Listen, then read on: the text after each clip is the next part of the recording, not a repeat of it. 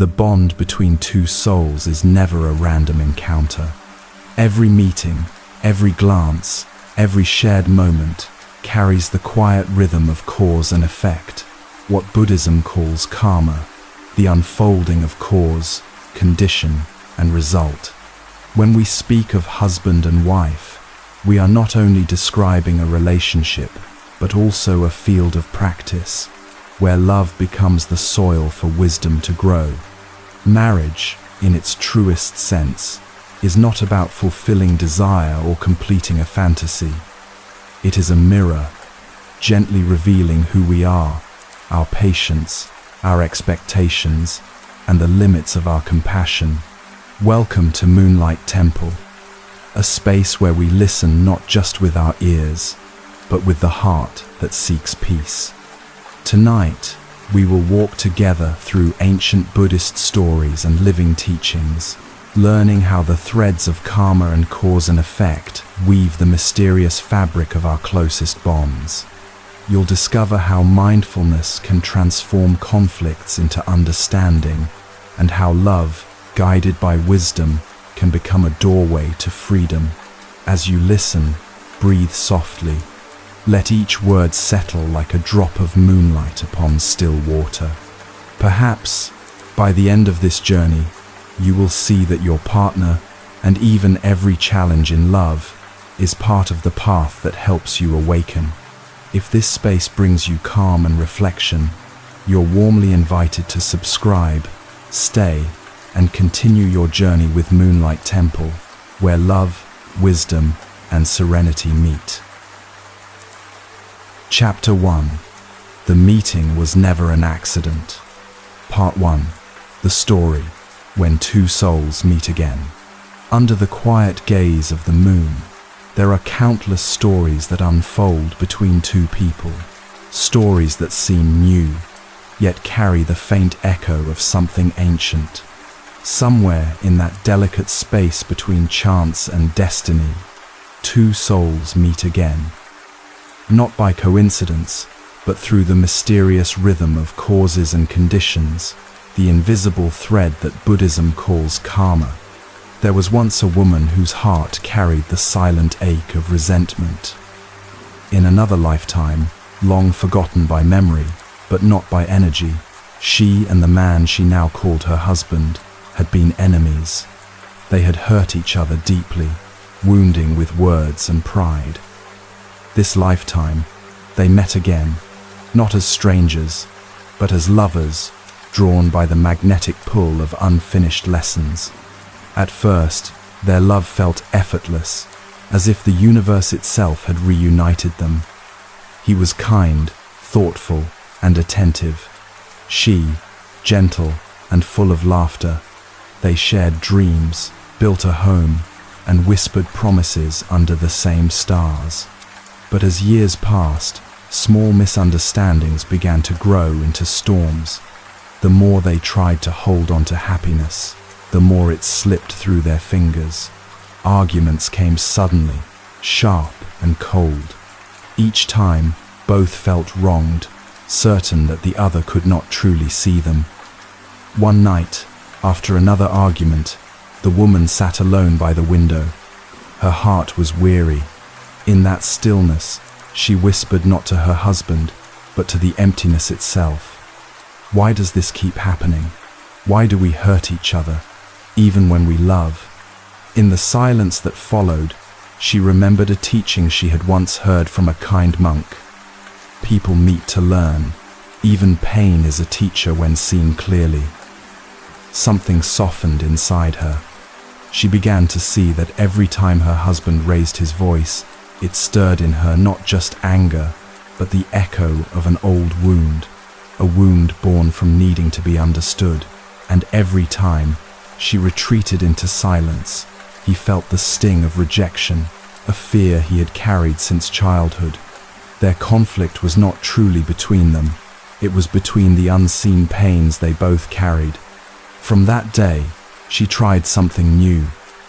When anger rose, she paused and breathed. Instead of reacting, she observed. When he spoke harshly, she listened beneath the words. listening for the hurt that made him speak that way. And slowly, she saw how both were mirrors, reflecting the hidden corners of each other's minds. He, too, began to notice. One evening, as he watched her quietly washing dishes, he felt a strange tenderness arise, a sadness that wasn't heavy, but clear. He realized he had always demanded her to understand him first, yet rarely had he offered her the same understanding. That night, he touched her hand and simply said, "Thank you for staying." In that moment, something ancient between them softened. The wall built over lifetimes began to crumble.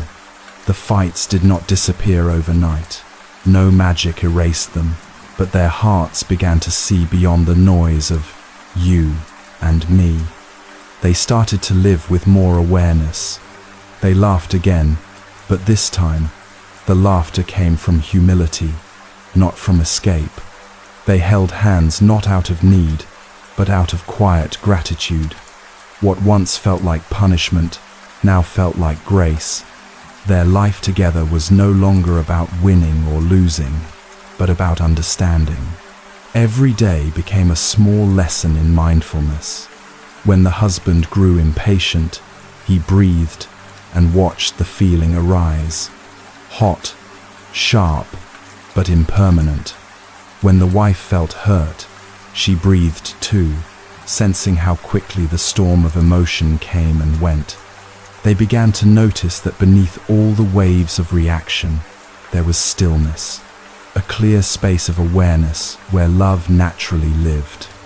Years later, when their hair turned grey, they often sat in the garden in silence. Sometimes they would recall their early years and smile. What once seemed like bad luck or a difficult relationship now revealed itself as a sacred classroom, a place where both learned patience, forgiveness, and compassion. She once said softly, "If we hadn't hurt each other, we might never have truly seen each other." He nodded, and together they watched the setting sun fade into gold. In that moment, the years of tears, anger, and longing seemed to dissolve into a simple truth. Love was never about getting what one wanted. Love was about awakening. And awakening often comes through the very people who challenge us the most.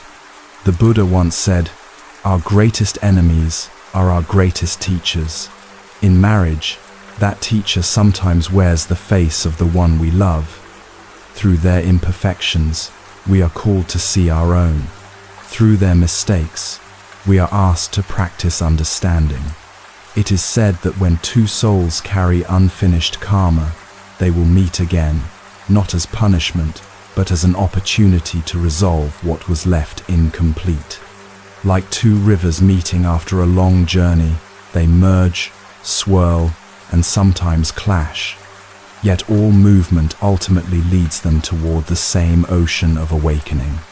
If one looks closely, every relationship carries echoes of this sacred dynamic. Even in the modern world, amidst busy schedules, phones, and quiet misunderstandings, the essence remains. Each connection is a mirror.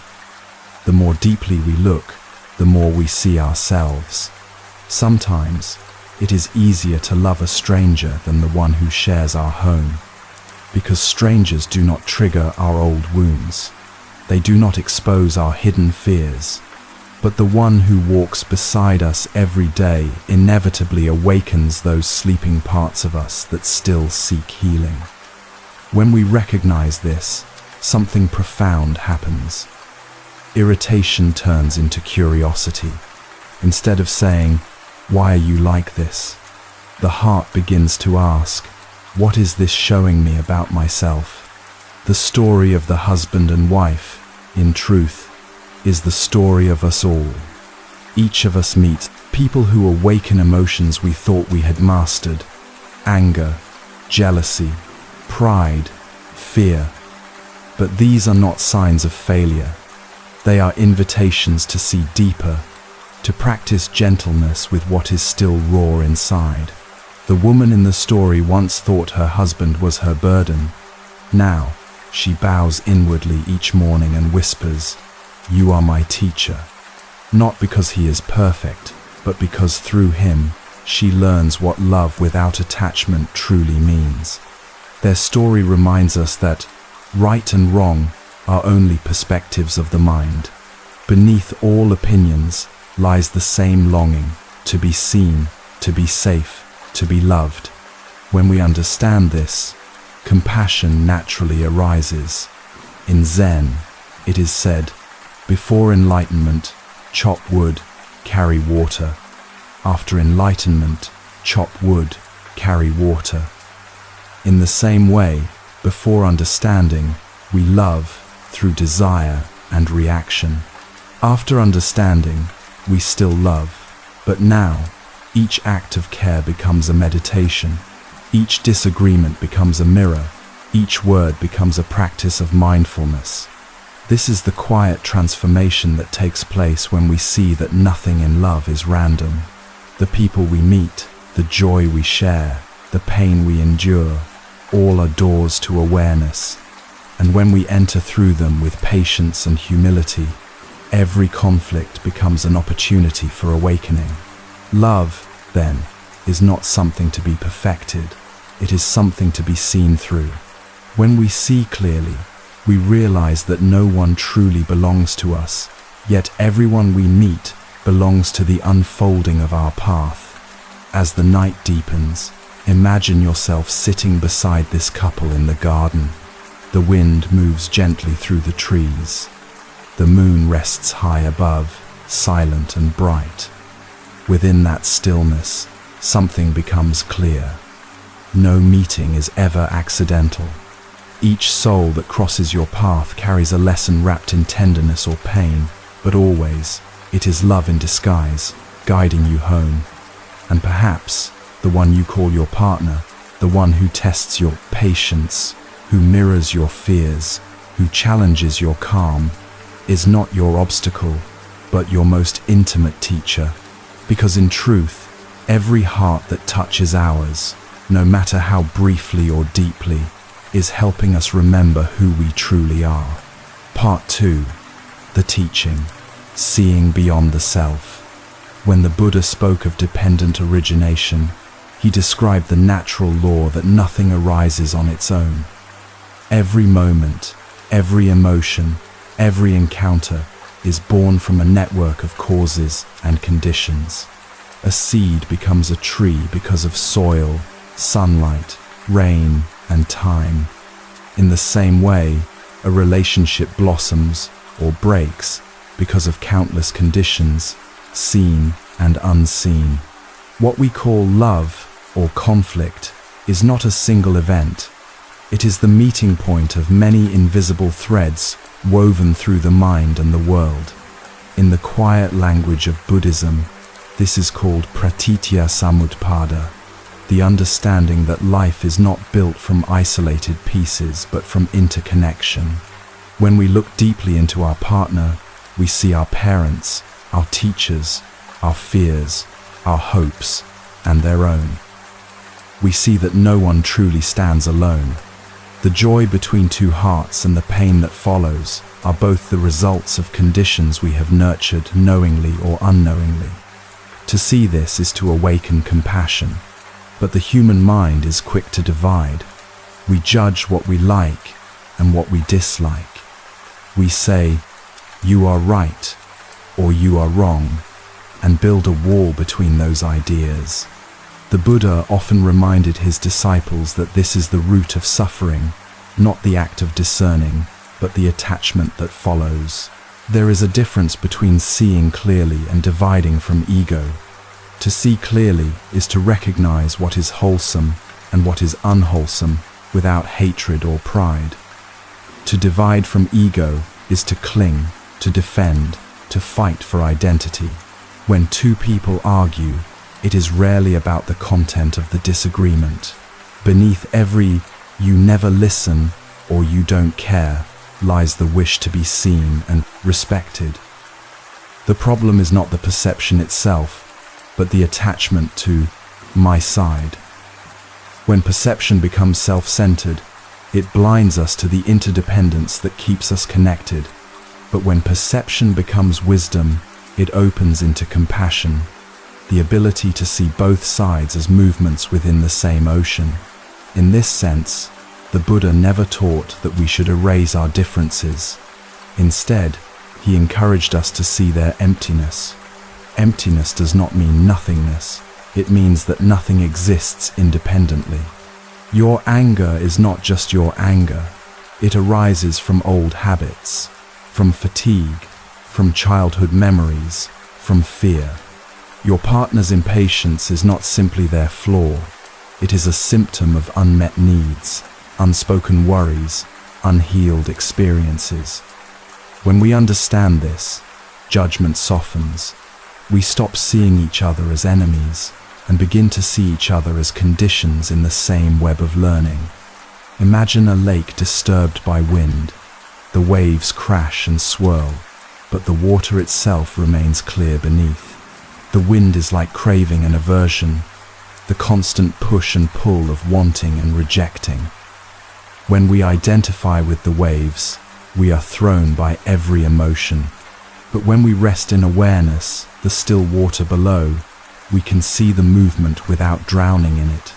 This awareness is the space of understanding in a relationship. It allows love to breathe again. The Buddha called this awareness right view. Right view is not an opinion. It is the capacity to see things as they truly are, impermanent, conditioned, and not self. When we hold right view in love, we stop demanding permanence from what is fluid. We stop asking another person to complete what can only be completed through awareness. We love with gentleness, knowing that every joy and sorrow is part of a larger dance of causes and effects. In Zen, there is a saying, "The snow falls, and each flake lands in its proper place." Nothing is out of order. The moments of tenderness and the moments of misunderstanding both arise perfectly from the conditions that came before. To resist them is to resist the unfolding of life itself. To see them as teachings is to live in harmony with what is. This understanding transforms relationships. When your partner speaks in anger, you can recognize that it is not a personal attack, but the expression of suffering. When you feel hurt, you can see that your pain is not proof of failure, but a call for mindfulness. Seeing in this way does not mean tolerating harm or erasing boundaries. It means responding from wisdom instead of reacting from fear. Wisdom can still say no, can still protect, can still walk away when necessary, but it does so without hatred. The Buddha once told a disciple, "Hatred is never ended by hatred, it is ended by love." This is an eternal truth. In a marriage or any intimate bond, this truth becomes a living practice. When you see anger rise in the other, you practice stillness instead of retaliation. When you see your own impatience, you acknowledge it instead of denying it. Every moment of mindfulness weakens the chain of reactivity that binds two people in suffering. Understanding dependent origination also invites humility. It reminds us that we are not the master of the universe. We cannot force outcomes, only participate in conditions. Just as no single cause makes a flower bloom, no single effort guarantees peace. What we can do is nurture wholesome causes, kindness, honesty, and awareness. When these are present, harmony becomes possible, though never permanent. But permanence is not the goal, presence is. A Zen teacher once compared life to a mirror made of countless small fragments.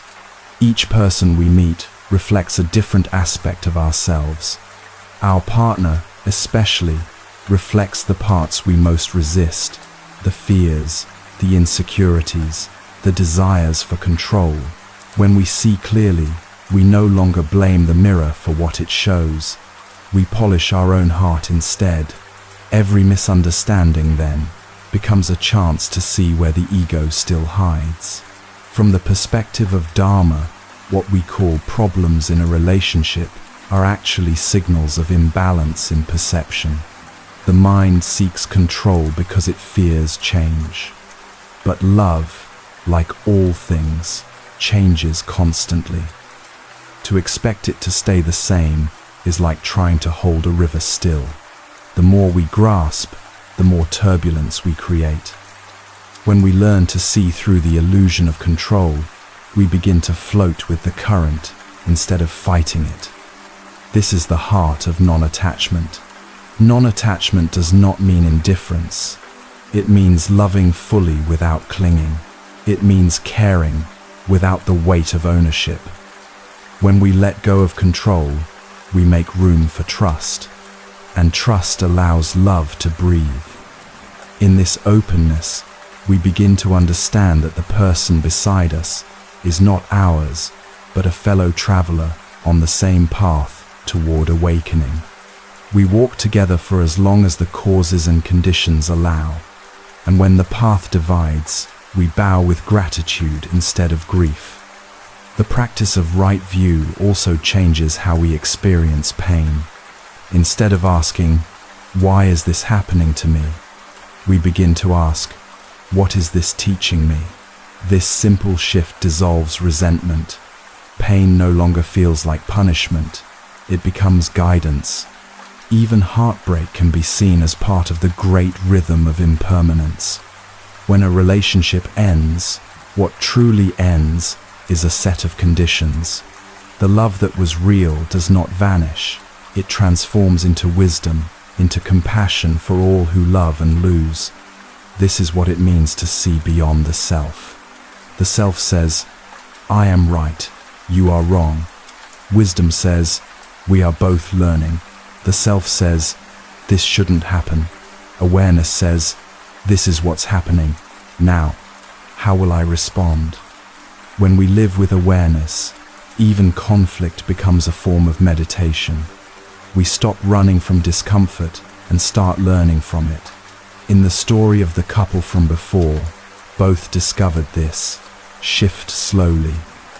They learned to see their anger as weather, temporary, passing. They learned to rest in the clear sky beneath. They realized that they were not separate storms, but two expressions of the same atmosphere, conditioned by each other's winds. This insight did not erase their humanity. It made their humanity sacred. To practice in this way does not require religious labels. It only requires presence. When we pause before speaking, when we breathe before reacting, we are already living the Dharma. In every home, every kitchen conversation, every silent glance, there are countless chances to awaken. Awareness is not found in distant temples, but in the moment you choose to listen instead of argue, to understand instead of blame. As the Buddha taught, the root of all suffering is ignorance, not evil, but unseeing. When we do not see how deeply connected we are, we act as if we were separate. We hurt others, and thus we hurt ourselves. But when we see clearly that no word or gesture stands alone, compassion naturally blooms. Compassion is the fragrance of understanding. So the next time conflict arises, remember the teaching of dependent origination. See the chain of causes that led to this moment. Fatigue, misunderstanding, unmet needs, old fears. See how it all interweaves. Then breathe. Let the awareness of interconnection soften your heart. From that softness, choose your next word or action. That is the way of wisdom in love. The Buddha never promised that awakening would remove all pain. He offered something more profound, the end of unnecessary suffering. The pain of impermanence, of change, will always be part of life. But when we see it through the lens of dependent origination, pain no longer binds us. It becomes the texture of understanding. In relationships, this means that disagreements may still appear, but they no longer destroy the bond. They become reminders to return to awareness. Ultimately, this teaching invites us to love without illusion. To love with open eyes is to accept impermanence. To love with humility is to recognize interdependence. To love with wisdom is to know that the one you call my partner is not separate from the whole of life itself. They are the mirror through which the universe speaks to you, sometimes gently, sometimes painfully, always inviting you to wake up. And when we live with this understanding, something remarkable happens. Even in the middle of ordinary days, while washing dishes, walking through rain, sitting beside one another in silence, there is peace, a quiet knowing that nothing was ever random. Every meeting, every word, every tear was part of the infinite unfolding of love, becoming awareness. Part 3. Reflection and practice, learning through love. When we begin to understand that every relationship is built upon causes and conditions, something inside us changes. We start to look at our daily interactions, not as random events, but as opportunities for awakening. The people closest to us, our partners, family, or friends, become mirrors reflecting our inner world. Every word they speak, every reaction they trigger, helps us see where our heart is open and where it is still closed. In this awareness, the space of ordinary life becomes the ground of practice.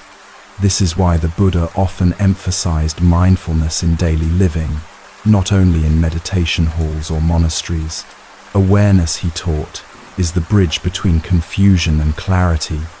It is through awareness that love matures from emotion into wisdom. When we are mindful, we can observe our reactions with tenderness instead of judgment. We notice the flicker of irritation before it becomes a flame, the soft ache of loneliness before it turns into resentment. Awareness allows us to hold these moments gently, as we would hold a fragile flower. The modern world teaches us to fix, control, and explain. But mindfulness invites a different way, to listen. Listening, in this sense, is not only about hearing another person's words. It is about being fully present, allowing the moment to reveal itself. When your partner speaks in anger or sadness, try to pause and breathe. Feel the sound, the vibration, the emotion beneath the words. Ask silently, what is this person really trying to say? What pain or longing lives beneath this tone? Such listening transforms communication into understanding, and understanding into healing. In Buddhist practice, this is called seeing with the heart. When we see with the heart, we no longer look for who is right or wrong. We begin to ask deeper questions. What is this teaching me? What habit in me is being revealed? What part of me is being invited to grow? These questions open the door to insight. They shift the focus from blame to learning, from reaction to reflection. A wise teacher once said, "You meet each person to learn one lesson, to love more, and to understand more." It sounds simple, yet it can take an entire lifetime to live this truth. Love without awareness often becomes attachment, a cycle of expectation and disappointment.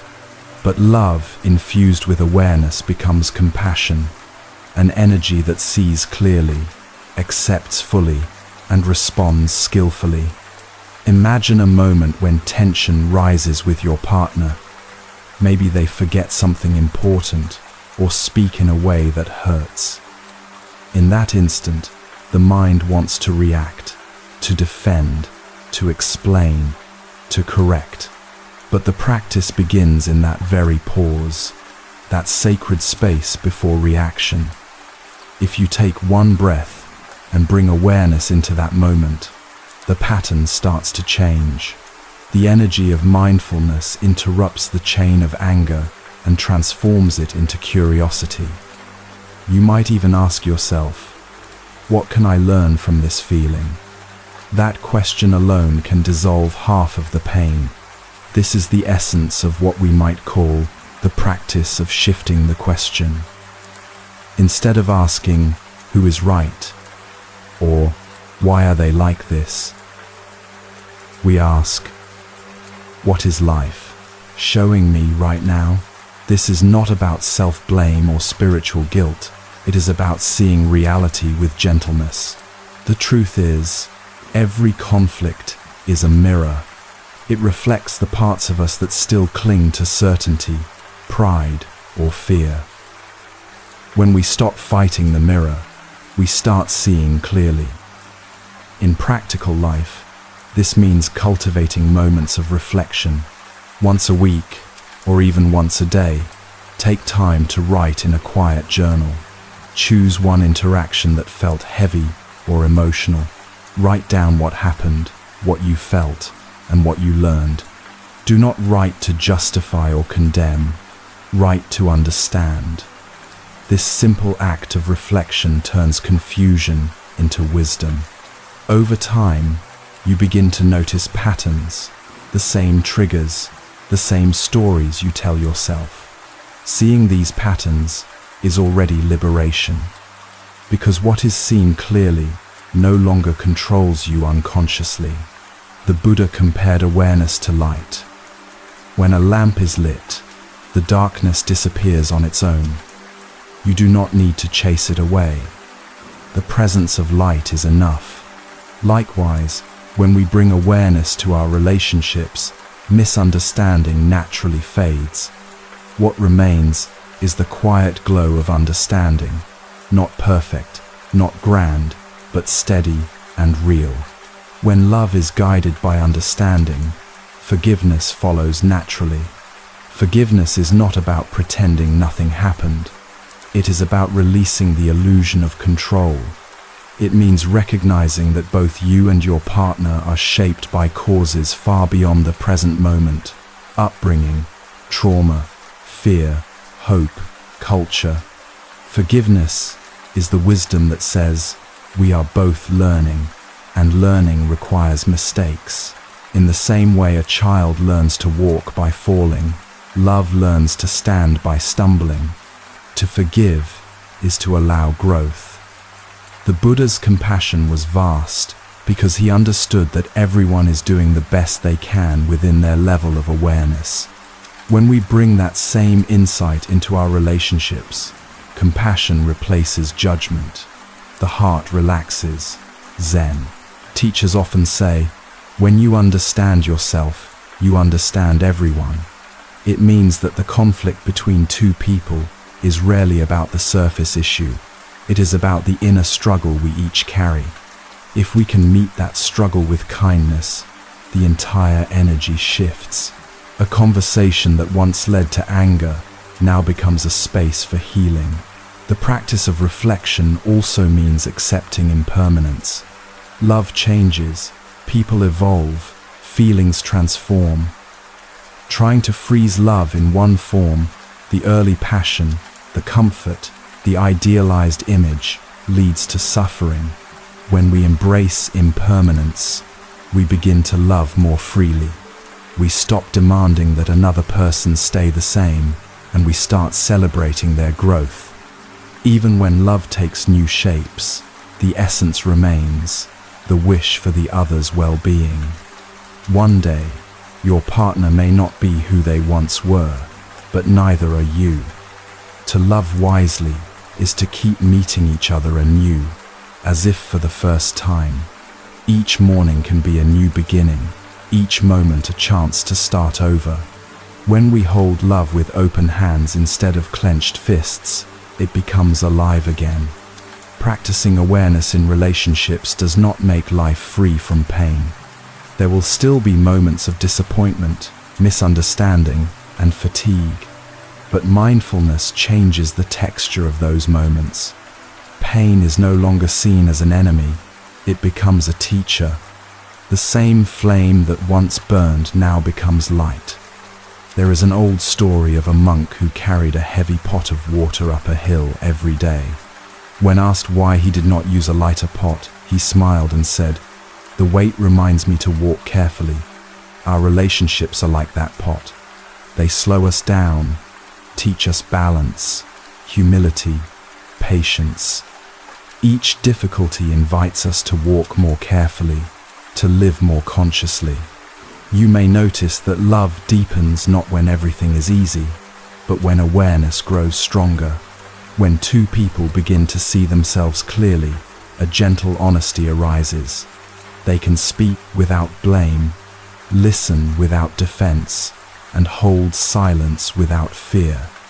Their connection becomes less about comfort and more about awakening together. This is the beauty of mindful love. It transforms daily life into a living meditation. Cooking dinner, cleaning the house, sitting quietly beside each other. Each act becomes a way of practicing presence. You begin to realize that love does not need to be dramatic to be profound. It is found in the stillness between breaths, in the willingness to stay, in the soft, "I understand," after a storm. Over time, as mindfulness ripens, you start to see that the person beside you is not separate from life itself. They are life expressing itself in a different form. Their laughter, their anger, their silence, all are waves in the same ocean. Seeing this unity dissolves the illusion of me and you. What remains is simple presence, open, aware, and free. So when you next find yourself in conflict, remember to pause, breathe, feel the weight of the emotion in your chest. Instead of asking, "Why are they doing this to me?" ask, "What part of me is being shown right now?" Write it down if you can. Reflect without judgment. Then thank the situation silently for revealing another corner of your mind. This is how practice works, gently, consistently, compassionately. Love in this way becomes an ongoing dialogue between the heart and awareness. It is no longer about possession but participation, participating fully in the unfolding of life, moment by moment. You and your partner are co-students in this sacred classroom, each helping the other awaken. At the end of the day, when the house grows quiet and the lights dim, take a moment to reflect. Think of one thing you understood about yourself today through your connection with another person. Write it down or whisper it in gratitude. Over time, these small moments of understanding accumulate. They become the gentle wisdom that guides your steps, even in darkness. The Buddha said, "To understand everything is to forgive everything." This forgiveness begins not in words, but in awareness, in seeing that everything arises from causes, and everything passes when causes end. Relationships, too, follow this law. When love is nurtured with mindfulness, it becomes a refuge, not a prison.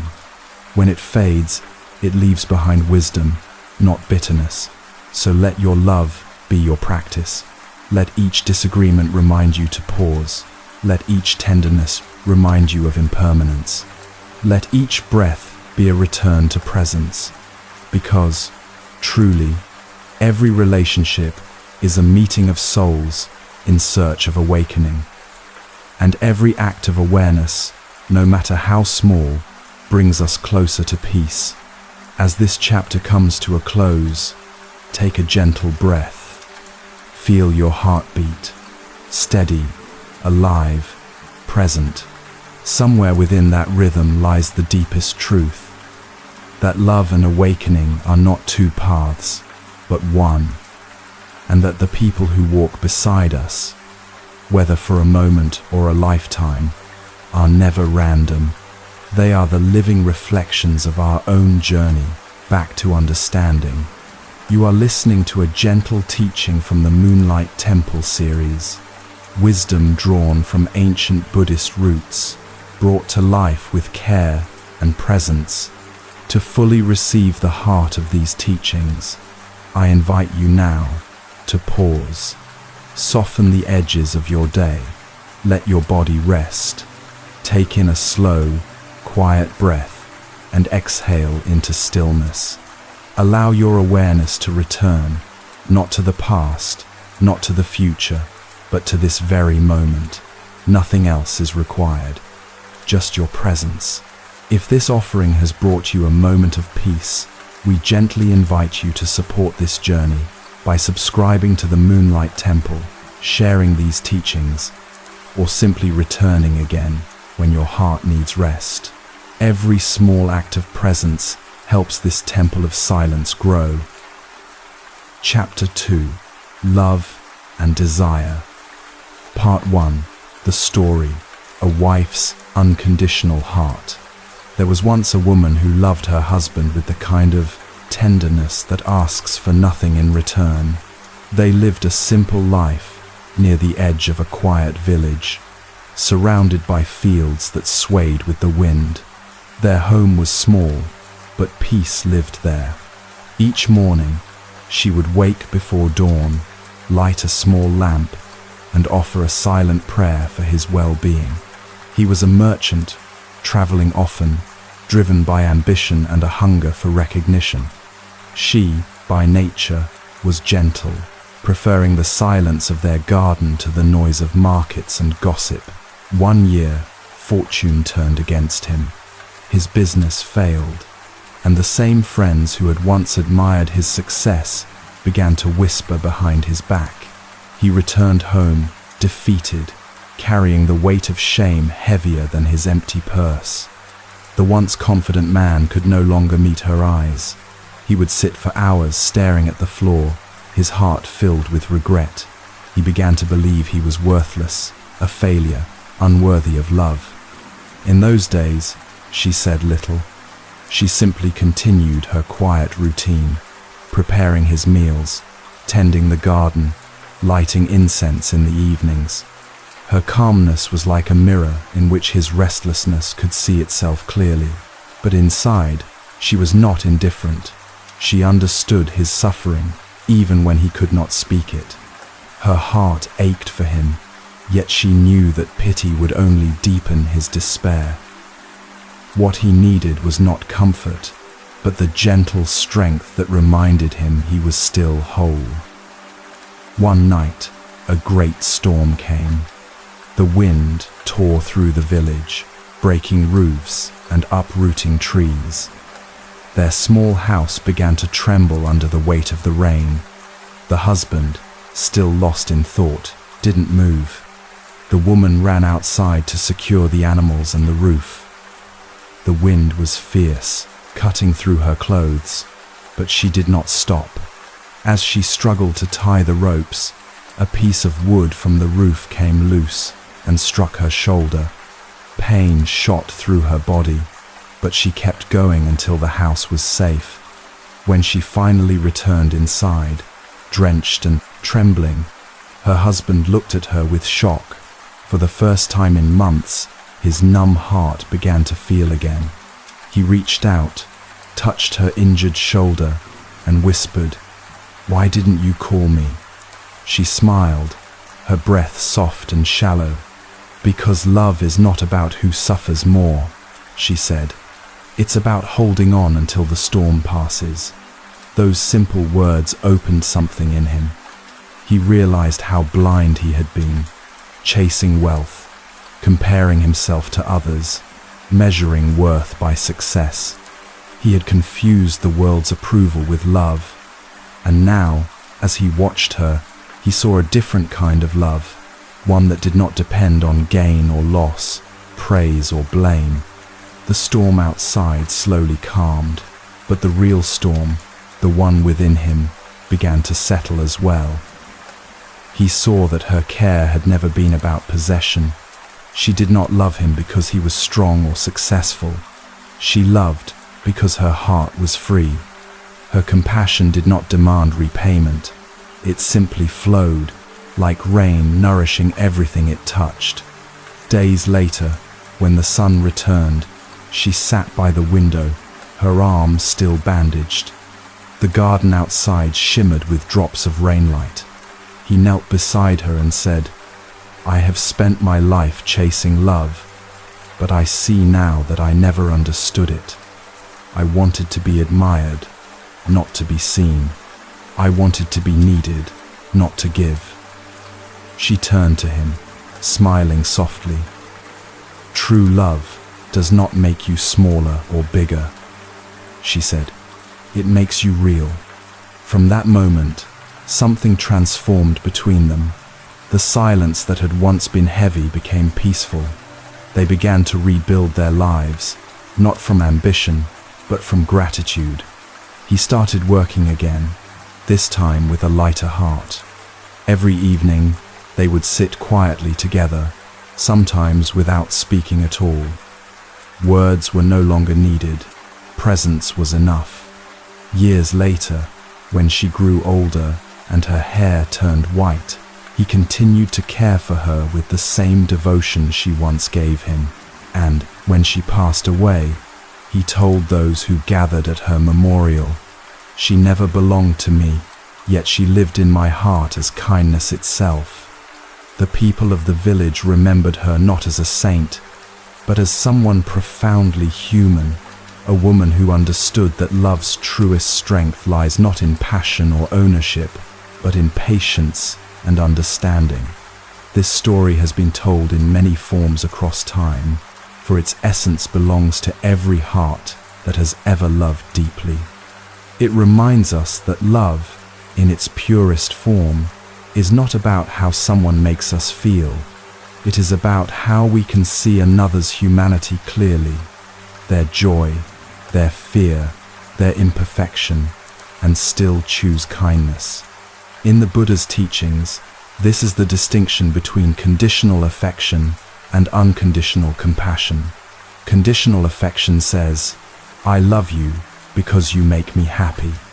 Unconditional compassion says, "I love you because your happiness and my happiness are not separate."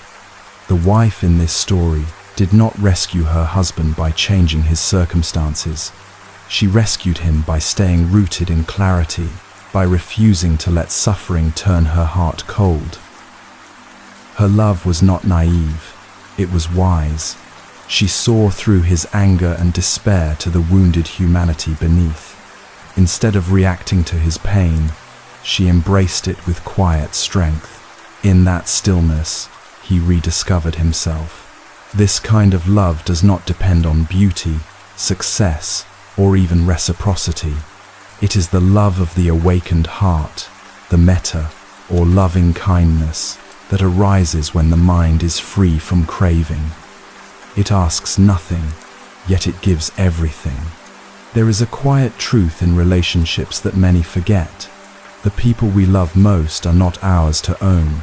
They are rivers passing through our life, each carrying their own storms and sunlight. To love them well is to let them flow, to walk beside them for as long as life allows, without chaining them to our expectations. The woman in this story understood this truth, not through a doctrine, but through presence. When her husband was lost in despair, she did not withdraw, nor did she try to control his emotions. She simply stayed, quietly aware, embodying the patience that allows transformation to happen naturally.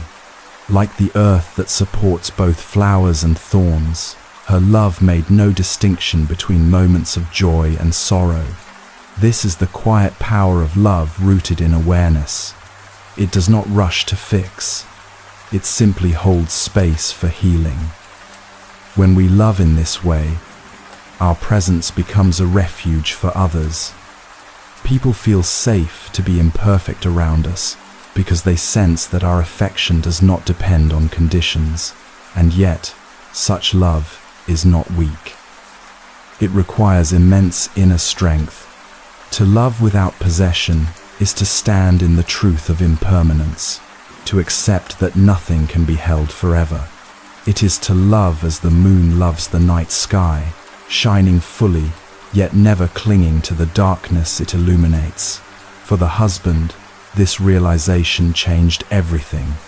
He began to see that his wife's kindness was not a reward for his worthiness, but a reflection of her freedom. Her compassion did not make her dependent, it made her vast. In her presence, he learned to soften, to let go of pride, and to rediscover humility. One evening, after many years, he walked alone to the edge of the same field where they had once worked together. The sun was setting, painting the horizon in gold. He closed his eyes and felt the wind move gently across his face. In that moment, he understood what she had meant all those years ago, that love is not about who suffers more or who gives more. Love is the space where both hearts learn to see beyond themselves. He whispered a quiet prayer of gratitude. "May I love as you loved," he said softly, without fear, without holding back. And in that whisper, the whole story came full circle. What began as attachment and ambition ended as surrender and peace. The story of the wife and husband is not only about two people, it is about the transformation of love itself, from the restless need to possess into the stillness of compassion. It is the same journey each of us takes in our own way, learning through joy and loss how to love more freely. When we remember this, love no longer binds us, it liberates us. It becomes a path, a bridge between the ordinary and the sacred. For in every heart that truly loves without condition, the Buddha's teaching lives again. That compassion is not something we do for others, but something we allow to flow through us, like the endless rain that nourishes all things, expecting nothing in return. Part 2. The teaching. The difference between love and attachment. In the quiet language of the Buddha, love and attachment are not the same. They may look alike from the outside. Both can make the heart beat faster. Both can bring tears. Both can draw two souls close. Yet, at their core, they move in opposite directions. One expands the heart, the other contracts it. One liberates, the other binds. True love, as taught in the Dharma, arises from metta, karuna, mudita, and upekkha, loving kindness, compassion, joy in the happiness of others, and equanimity. These four are called the immeasurables because their nature is boundless. They do not depend on who the other person is, what they give us, or how they behave. They simply flow from understanding, from seeing that another being's joy and pain are not separate from our own. Attachment, on the other hand, grows from craving and ignorance. It is not bad or sinful, it is simply unseeing. It says, "I need you to be this way, so I can be happy." It confuses love with possession, care with control. In attachment, we love not the person themselves, but the image of them we want to keep. When they change, we suffer. When they leave, we break.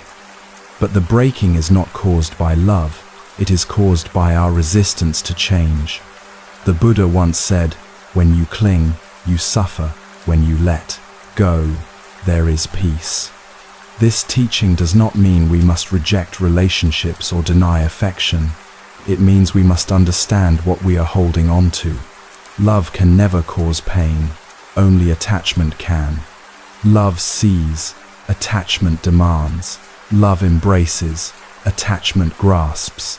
Imagine a butterfly resting on your hand. If you try to hold it tightly, you crush its wings. If you keep your palm open, it may stay for a while, or it may fly away.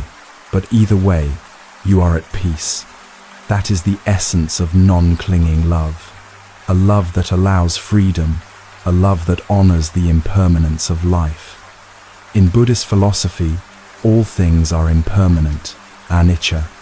everything changes, including emotions.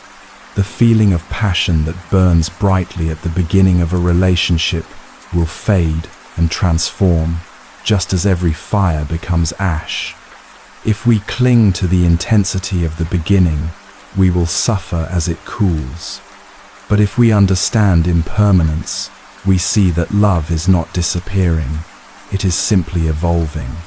It becomes quieter, deeper, less about excitement, more about presence. Attachment, however, refuses this natural flow. It says, "Stay the same, be who I want you to be," and in doing so, it fights against the very nature of life. This resistance creates tension, the friction of reality rubbing against expectation. The result is the common suffering of the heart, disappointment, jealousy, fear, and control. When we are caught in attachment, we mistake need for devotion.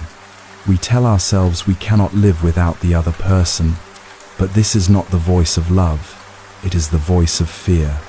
Love says, "I wish for your happiness, even if it is not with me." Fear says, "I cannot be happy unless you belong to me." One is open, the other is closed.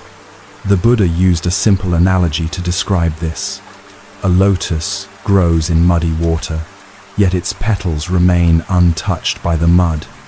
In the same way, love can bloom within the world of human desire, but it remains unstained when rooted in wisdom.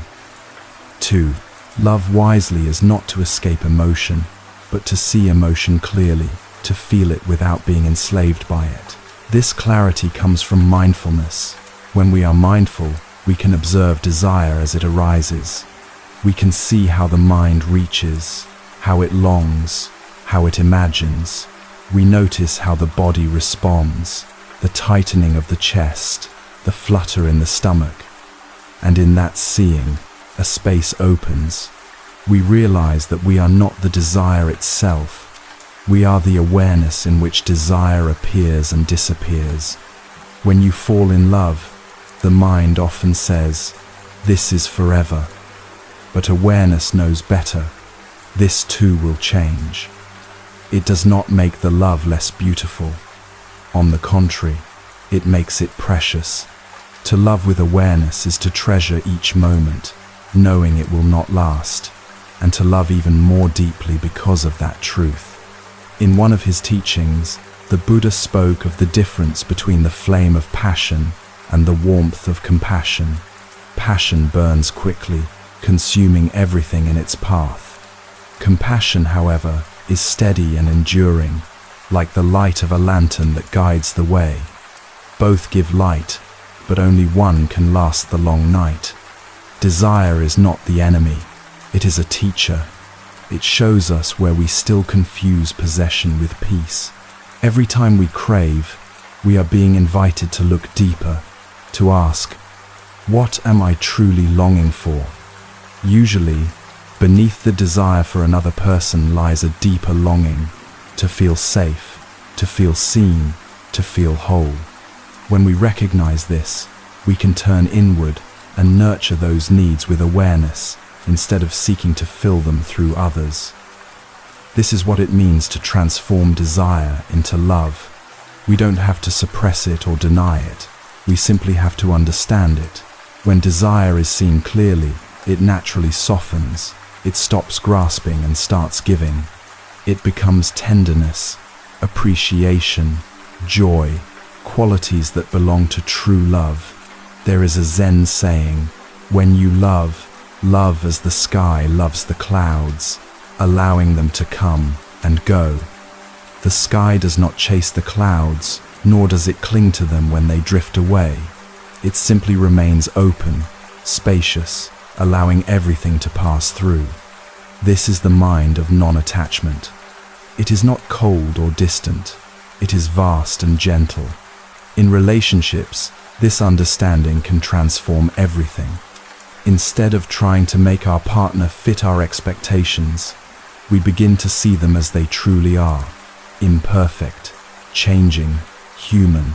We stop demanding and start appreciating. We no longer love to fill our emptiness. We love to share our fullness. When love is guided by wisdom, it becomes an act of generosity. We give not because we expect something back, but because giving itself is joy. When the heart is full, it overflows naturally. It cannot help but bless others. This kind of love is fearless because it has nothing to lose. It does not depend on being loved in return. It simply is. The Buddha described such love as boundless like the ocean. It holds everything, joy and sorrow, gain and loss, meeting and separation, without drowning in any of it. To love like this is to be free, even while deeply connected. But how do we cultivate this in daily life? We begin where we are. We start by noticing the small moments of attachment, the urge to control, the fear of losing, the expectation of being understood. Each time we notice, we breathe. We do not scold ourselves. We simply see it, smile gently, and release. In this simple act, we are already walking the path of awakening. To love without clinging does not mean to stop feeling. It means to feel everything fully, yet remain aware of its impermanence. It is like watching waves rise and fall. The beauty lies in their movement, not in their permanence. When we stop trying to make them still, we can finally enjoy the ocean. The difference between love and attachment is the difference between a flame and the sunday. The flame flickers, burns, and consumes. The sun shines steadily, giving warmth to all without, choosing one over another. True love is like the sun, radiant, impartial, free. It illuminates rather than possesses. In the end, love is not something we find outside ourselves. It is the natural fragrance of a mind at peace. When the mind is free from craving, love blooms effortlessly. It is not forced, it flows. It is not anxious, it trusts. And so, the teaching reminds us, do not fear love, and do not worship desire. Instead, learn to see them clearly. Let love teach you openness, and let desire teach you awareness. Both are part of the same path, pointing toward understanding. When you truly see the difference, you will know this, that love is not what binds you to another, but what frees you both to grow. To love in this way is to live in harmony with life itself.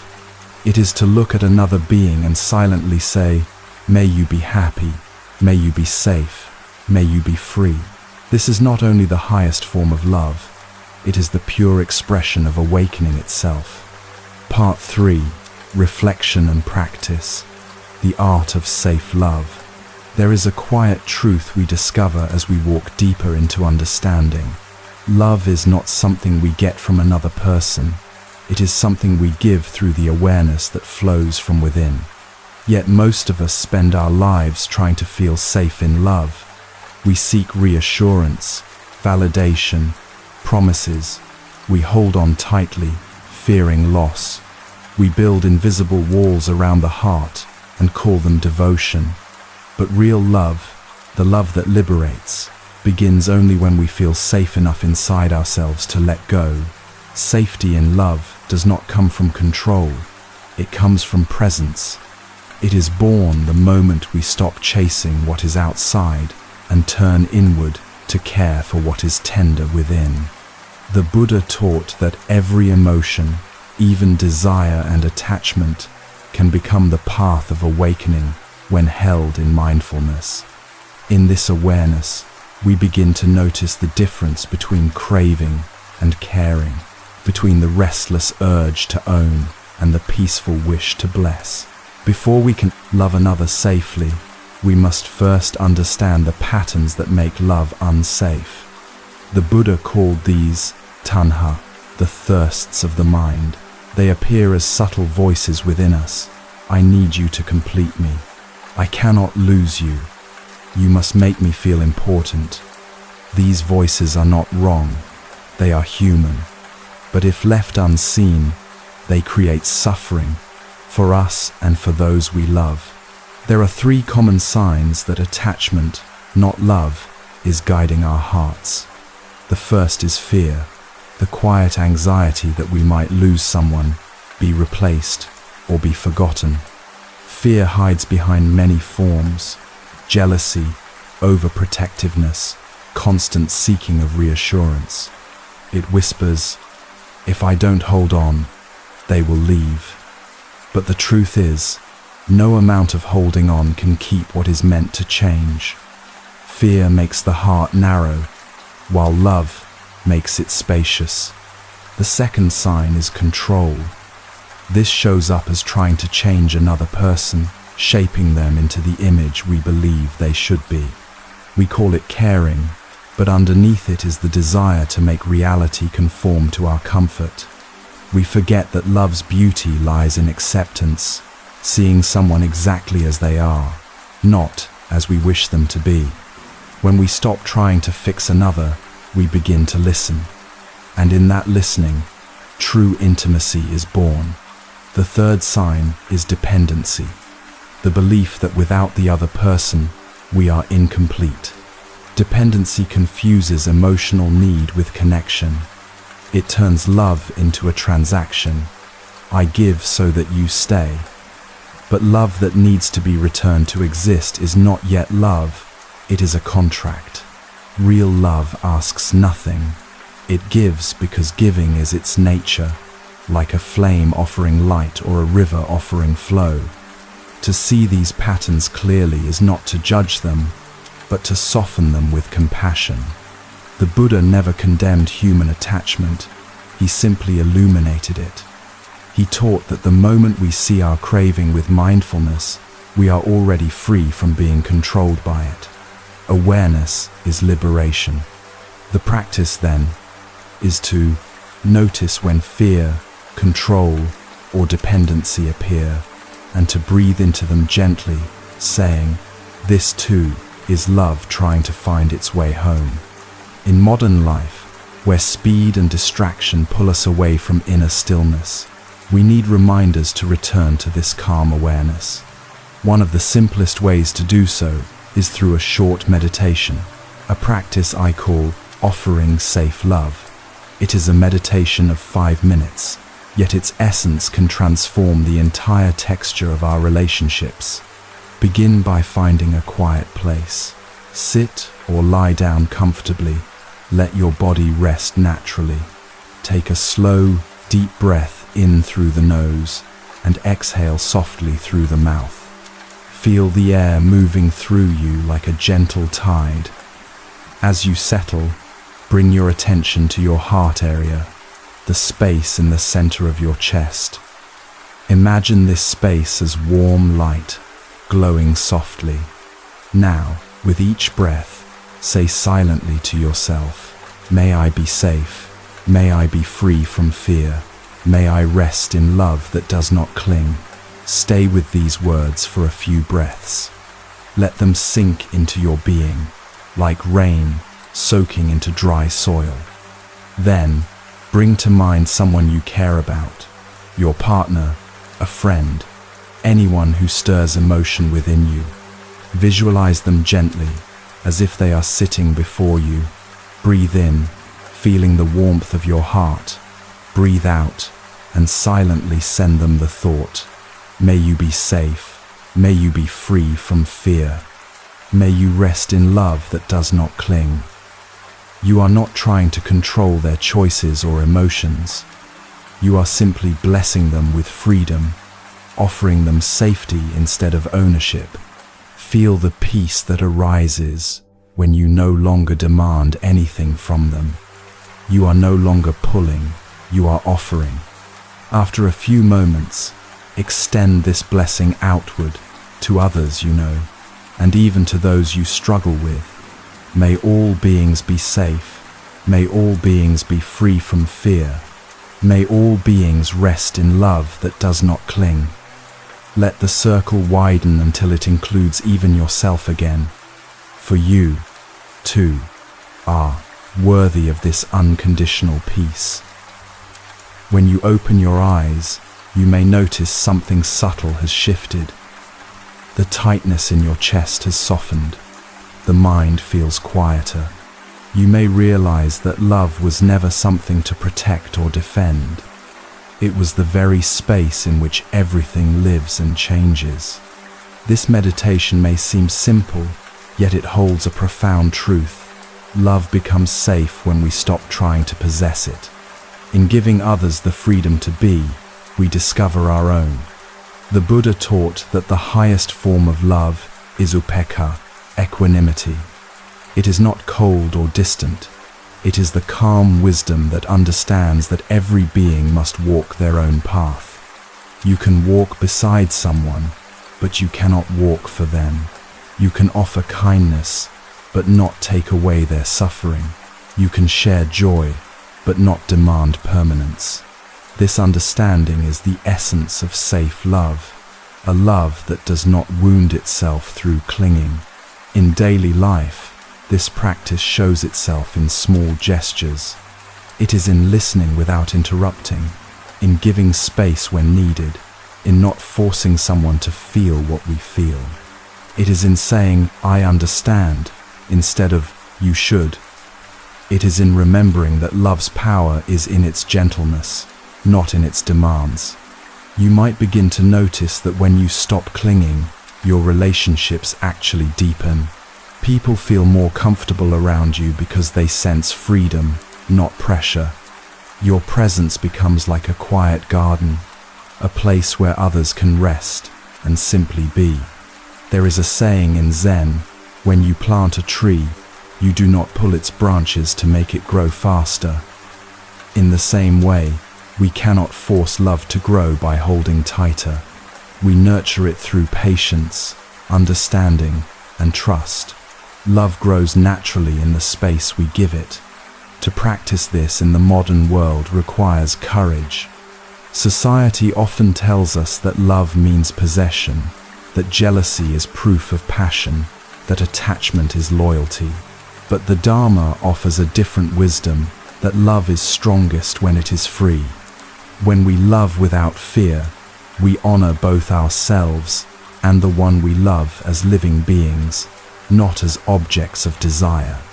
If you wish, you can make this practice part of your weekly routine. Spend a few minutes each evening reflecting on your day. Ask yourself gently, did I love with freedom today? Did I offer safety, or did I cling? Write down your reflections without judgment. Even noticing a single moment of awareness is progress. Over time, you'll see that love becomes lighter, less anxious, more steady, more real. In this way, love transforms from a feeling into a spiritual path. Each moment of mindfulness becomes a step toward awakening. The more we practice awareness, the more we understand that love's true purpose is not to complete us, but to open us. It shows us our attachments so that we may release them. It reveals our fears so that we may transform them into compassion. When we love with presence, even silence becomes an expression of care. A simple glance, a gentle word, a shared breath, these become sacred. We no longer seek grand gestures because we have discovered the quiet miracle of being fully here, together. As night falls and the world softens into stillness, you might take one last breath and whisper inwardly, "May my love be safe, may it be gentle, may it be free." In that prayer, there is both letting go and returning home, for what we call love is, in truth, the natural state of a heart unafraid. And when we finally learn to love in this way, with openness, with wisdom, with the courage to release, we realize that the heart was never fragile. It was infinite all along. You are listening to a gentle teaching from the Moonlight Temple series, wisdom drawn from ancient Buddhist roots, brought to life with care and presence. To fully receive the heart of these teachings, I invite you now to pause, soften the edges of your day, let your body rest. Take in a slow, quiet breath and exhale into stillness. Allow your awareness to return, not to the past, not to the future, but to this very moment. Nothing else is required, just your presence. If this offering has brought you a moment of peace, we gently invite you to support this journey by subscribing to the Moonlight Temple, sharing these teachings, or simply returning again when your heart needs rest. Every small act of presence helps this temple of silence grow. Chapter 3: Marriage as a Mirror of Practice. Part 1: The Story, the Quarrels that Became Lessons. There was once a couple who loved each other deeply but could never seem to stop arguing. Their home was filled with small storms, not the kind that destroy, but the kind that never seemed to end. She would sigh at his forgetfulness. He would raise his voice over her endless reminders. The mornings began with irritation, the evenings ended in silence. Yet beneath their frustration, there remained a thread of care, fragile but unbroken. Neighbors often wondered why they stayed together. To the outside world, it seemed that love had turned into habit. But to those who looked more closely, something quieter was happening beneath the noise. Something like practice. One evening, after another argument over something trivial, the husband stormed outside, angry and tired. The sun was setting, painting the sky in a deep gold. He sat on the steps, breathing heavily, muttering to himself. After a while, he heard the sound of soft footsteps behind him. His wife stood there with 2 cups of tea. She didn't say a word. She simply sat down beside him, placed 1 cup next to his hand, and watched the sky. For a long time, neither of them spoke. Then, after what felt like hours, she said softly, "Do you ever wonder why we keep fighting over the same things?" He let out a short laugh. "Because you never change," he said automatically. She smiled, not sarcastically, not bitterly, just gently. "Maybe," she whispered, "or maybe because we both keep missing the lesson." Her words hung in the air like the scent of rain. He turned to look at her and saw, perhaps for the first time, that her face was not angry. It was simply tired and kind. Something in him softened. He realized that behind all their quarrels was not hatred but misunderstanding. 2 people struggling to be heard, to be understood, to be seen. That night, after they returned inside, neither tried to prove a point. They spoke softly, as if testing a new language, one built not on blame, but on listening. It wasn't perfect. They still disagreed, but something had shifted. They had begun to see each other not as enemies, but as mirrors. The Buddha often spoke of relationships as fields of practice. Just as a farmer cultivates the soil to grow crops, the heart cultivates patience, compassion, and wisdom through daily interactions. This couple, without realizing it, had been practicing, not always skillfully, not always gently, but sincerely. Every conflict was a mirror reflecting their own attachments, their impatience, their pride. Every reconciliation was a small awakening. Over the months that followed, they began to notice how the same argument would appear again and again, sometimes in different forms, sometimes in the same words. But now, instead of trying to win, they started to ask, "What is this moment teaching me?" When he felt irritation rise, he began to see his own impatience. When she felt hurt, she learned to see her need for control. They started to laugh more easily, realizing that much of what they fought over was never truly important. What mattered was whether they could meet the moment with awareness.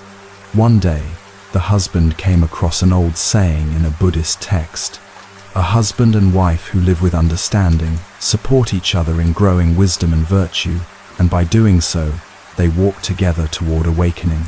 He read it aloud to his wife.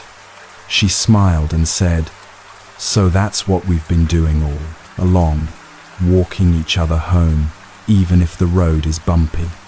They both laughed, and for the first time, they felt that their marriage was not a burden to endure, but a temple of practice, one that required daily tending, not with perfection, but with mindfulness. The quarrels did not disappear. There were still moments of sharp words and long silences, but slowly, they learned to hold those moments differently. When one of them was angry, the other practiced silence. When one was impatient, the other breathed deeply before speaking. They began to see that every irritation was an invitation to return to presence. There was a time when they believed that peace meant never fighting again, but now they saw that peace meant knowing how to fight, without cruelty, without the need to win, without forgetting love. One evening, during another quiet sunset, the husband turned to his wife and said, "You know, I think I'm starting to understand why you used to nag me about small things. It wasn't because you wanted control. It was because you wanted connection. You wanted to be sure I was listening." She smiled. "And you were never really angry about the dishes," she replied. "You were angry because you felt unappreciated." He nodded. "Exactly." In that moment, they both laughed again, a laughter that was not about amusement, but recognition. They had begun to see through the surface of their emotions to the tenderness beneath. What they once called problems were now teachers. From that day forward, they began a small ritual. Each time tension rose, one of them would say softly, "Let's listen." It became their mantra. They would pause, breathe, and listen, not just to each other's words, but to the silence between them. In that silence, understanding often bloomed without effort. Sometimes, after these pauses, one of them would whisper, "Thank you for reminding me." The other would respond, "We're both still learning." Through these simple exchanges, they began to experience a deeper kind of love, one that was not about pleasure or perfection, but about presence. They discovered that patience was not weakness, and silence was not surrender. In fact, both were acts of strength, the strength to remain awake in the midst of emotion. One day, the wife asked their teacher, "How can we know if we are truly growing in wisdom through our relationship?" The teacher smiled and replied, "When your arguments make you softer instead of harder, when your pain makes you kinder instead of bitter, when your love makes you freer instead of possessive, that is when wisdom is growing." Those words stayed with them. From then on, every disagreement became an opportunity to check in with themselves. Were they becoming softer or harder, kinder or colder, freer or more afraid? Over the years, as they aged, their house grew quieter. They still teased each other, still disagreed sometimes, but their hearts were lighter. The mirror between them had become clear. They could see themselves in each other, not the parts they wanted to fix, but the shared humanity they had both learned to accept. They realized that a relationship, like a spiritual path, is never finished. There is no final perfection, only deeper understanding. And this understanding comes not from escaping discomfort, but from meeting it fully, together. In the end, they saw that marriage was never meant to be a fairy tale. It was a mirror, one that reveals every shadow, every light, every illusion of the ego. But if met with awareness, that mirror does not wound, it awakens. It shows us what we could never see alone. On their anniversary, They sat again by the same window where they had once shared tea after a storm. The husband looked out and said quietly, "We used to fight to prove who was right. Now we practice to remember who we are." His wife reached for his hand and whispered, "And that's enough." Outside, the evening light softened, and everything was still. The story of this couple is not one of perfection or endless harmony. It is the story of ordinary love becoming sacred through mindfulness. They learned that being together is not about avoiding conflict, but using it as a tool for awakening, learning to see, to listen, and to forgive again and again. When two people practice like this, their relationship becomes a path, one where wisdom and compassion grow side by side, and where every quarrel becomes a gentle bell, calling them back to awareness. And perhaps that is the quiet beauty of marriage. Not two people completing each other, but two souls polishing each other's hearts until they shine with understanding. Part 2. The teaching, growing wisdom and virtue together. In the gentle light of the Dharma, a marriage is not only a companionship of two people, it is a shared path of awakening. Two individuals come together not merely to satisfy desire or fill loneliness, but to become mirrors for one another's growth. Each partner reflects the other's joys, fears, and blind spots, helping both to see more clearly. When this reflection is met with mindfulness instead of blame, love becomes the most profound practice of all. The Buddha once said that happiness in a relationship is not found through the absence of difficulty, but through the harmony of two hearts growing in both wisdom and virtue. Wisdom sees clearly, virtue lives kindly. When these two mature side by side, a bond transforms into a refuge.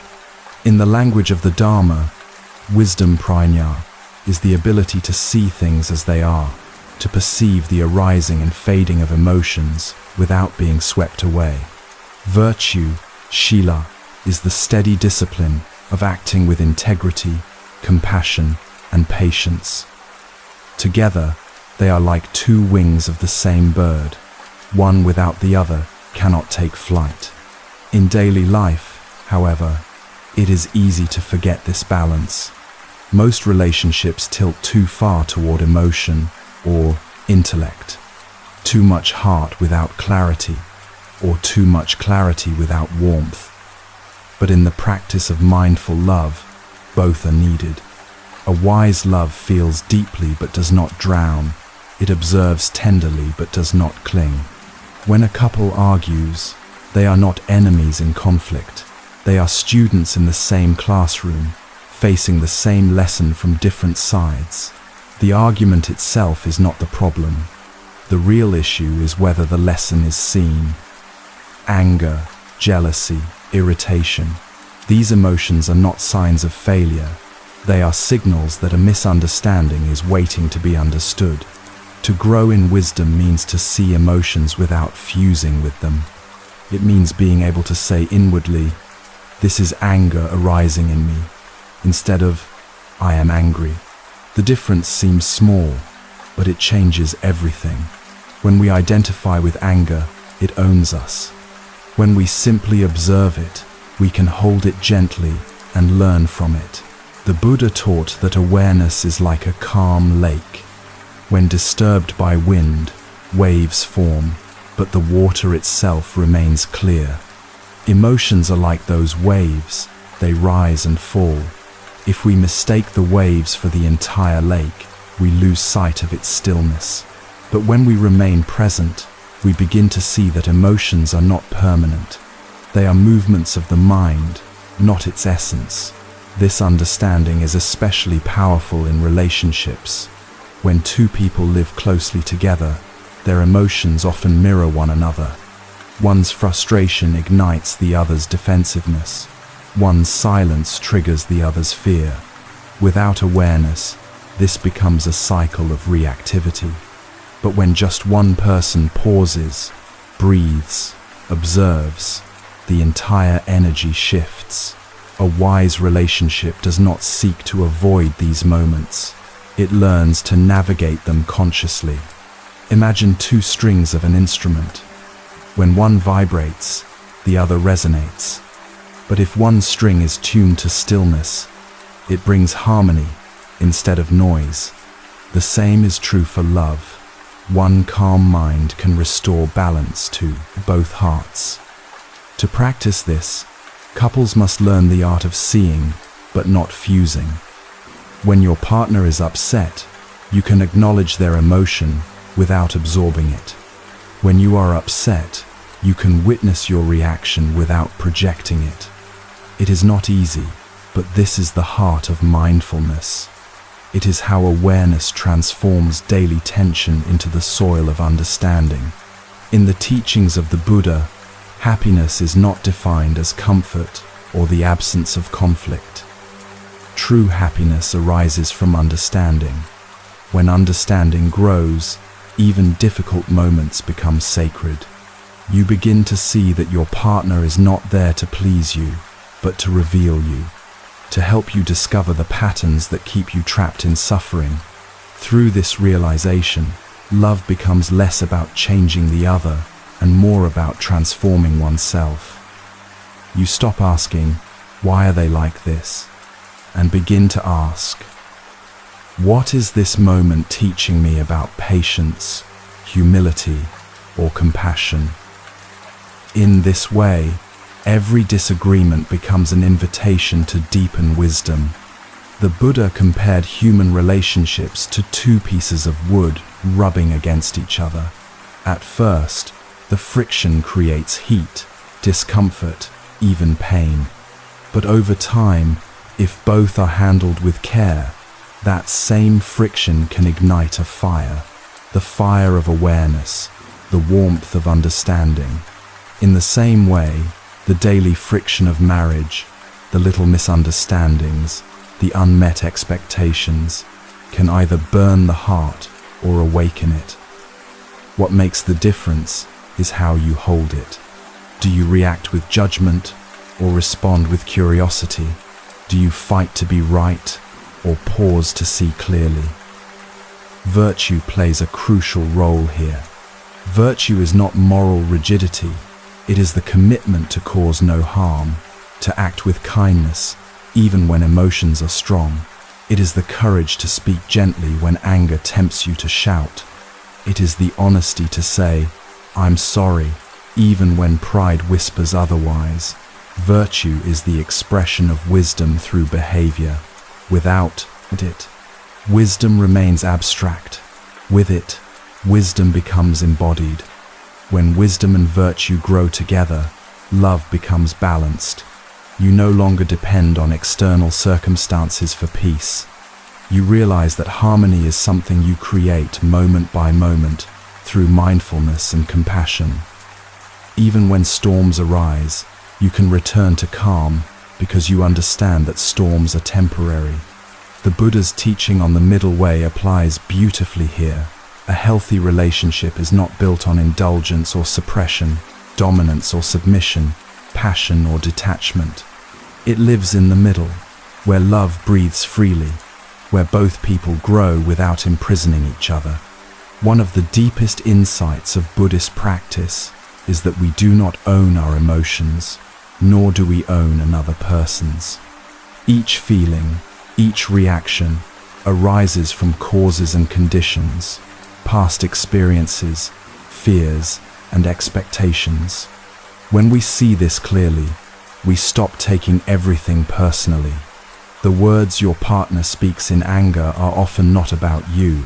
They are echoes of their own pain. And when you speak in frustration, it is often your own wound trying to be seen. To understand this is to soften. Compassion becomes the natural response. You begin to listen more deeply, not to defend yourself, but to truly hear what is behind the words. Often, beneath anger lies fear, beneath criticism lies longing. When we learn to see that, love transforms from a battlefield into a sanctuary. A wise couple understands that love is not a constant state of bliss. It is a practice, a daily turning toward presence. It requires humility, patience, and forgiveness, not just once, but again and again. Each day offers a new chance to begin again, to polish the mirror of the heart a little more. When both partners walk this path, the relationship becomes a shared practice ground. Each supports the other's growth, sometimes through warmth, sometimes through challenge. The goal is not to avoid pain, but to use pain as the teacher that refines love into compassion. In a famous parable, the Buddha told of a monk who complained that another monk irritated him constantly. The Buddha said, "Good, that monk is your teacher in patience." In the same way, our partners often become our teachers, revealing where we are still reactive, still proud, still unawake. When we recognize this, we can bow inwardly and whisper, "Thank you for showing me where I can grow." In this understanding, marriage ceases to be a contract and becomes a path. You walk side by side, not as perfect beings, but as fellow travelers. You fall, you get up, you laugh, you forgive, you continue. Each mistake becomes a lesson. Each act of forgiveness becomes a blessing. And slowly, without even realizing it, both hearts begin to mirror the qualities of the awakened mind: patience, clarity, joy, and peace. These are not dramatic transformations. They unfold quietly, like dawn spreading over a field. When you see your partner through the eyes of wisdom, you no longer see only their flaws. You see their suffering, their beauty, their humanity. You understand that, like you, they are learning how to love. And that understanding, simple, tender, forgiving, is enlightenment in daily life. At the end of the day, as you sit together in silence, perhaps holding hands or simply breathing in the same space, you might realize that the purpose of being together was never to escape suffering, but to understand it together, to let it soften the heart and illuminate the path home. And in that quiet realization, the noise of the world fades. What remains is peace, the peace of two hearts learning, moment by moment, to see with clarity and to love with wisdom. Part 3. Reflection and practice, the 4-minute covenant. In every relationship, there comes a time when words have been said too often, and yet not deeply enough. We speak quickly, listen halfway, and forget that communication is not about exchanging thoughts, it is about it touching the heart. In the teachings of mindfulness, a true conversation is an act of compassion. It is not just about solving problems, it is about remembering our shared humanity. In modern life, couples often rush through days filled with noise, emails, chores, routines, screens. By the time evening comes, both are too tired to truly connect. But just as the body needs nourishment, the heart needs small moments of genuine presence. Without them, love fades into habit. The Buddha often reminded his followers that awareness grows not in long retreats, but in consistent daily practice. And so, in the spirit of mindful living, we can begin again, not with grand promises, but with something simple, something practical, the 4-minute covenant. This is not a rule or ritual. It is a gentle agreement between two hearts, to pause once a day for just 4 minutes and come back to awareness together. 4 minutes may seem small, but presence does not measure time, it measures depth. In these few moments, two people can restore what endless conversations sometimes fail to heal. The 4-minute covenant consists of 4 elements: 1 listening, 1 gratitude, 1 apology, and 1 promise. Each is a doorway back to understanding, to softness, to the quiet harmony that lies beneath all noise. The first minute is for listening. One person speaks, the other listens, not to reply, not to correct, but simply to hear. True listening is rare because it requires the listener to set aside their identity and become open space. In that openness, understanding blooms naturally. The Buddha once said, "If you truly listen to another with a quiet mind, their suffering will begin to dissolve." Listening is not a technique, it is love made audible. During this minute, the speaker can share one small truth, something that feels real in the moment, a joy, a worry, a need. It does not have to be profound. What matters is sincerity. The listener, meanwhile, practices awareness, breathing, softening, letting each word arrive like a wave touching the shore. No interruption, no advice, only presence. The second minute is for gratitude. After listening, each partner takes a breath and speaks one thing they are thankful for, not about possessions or achievements, but about each other. Gratitude transforms perception. It shifts attention from what is missing to what is already here. Even a single acknowledgement, "Thank you for making dinner. Thank you for your patience. Thank you for still being here," can soften a hardened heart. The Buddha taught that gratitude is one of the highest forms of happiness because it turns every ordinary day into a miracle. When we see the goodness in another, we strengthen the goodness within ourselves. Gratitude, expressed daily, becomes the soil in which trust grows. The third minute is for apology, not the kind that is burdened with guilt or self-blame, but the apology that arises from humility, the recognition that our words and actions sometimes cause pain, even without intention.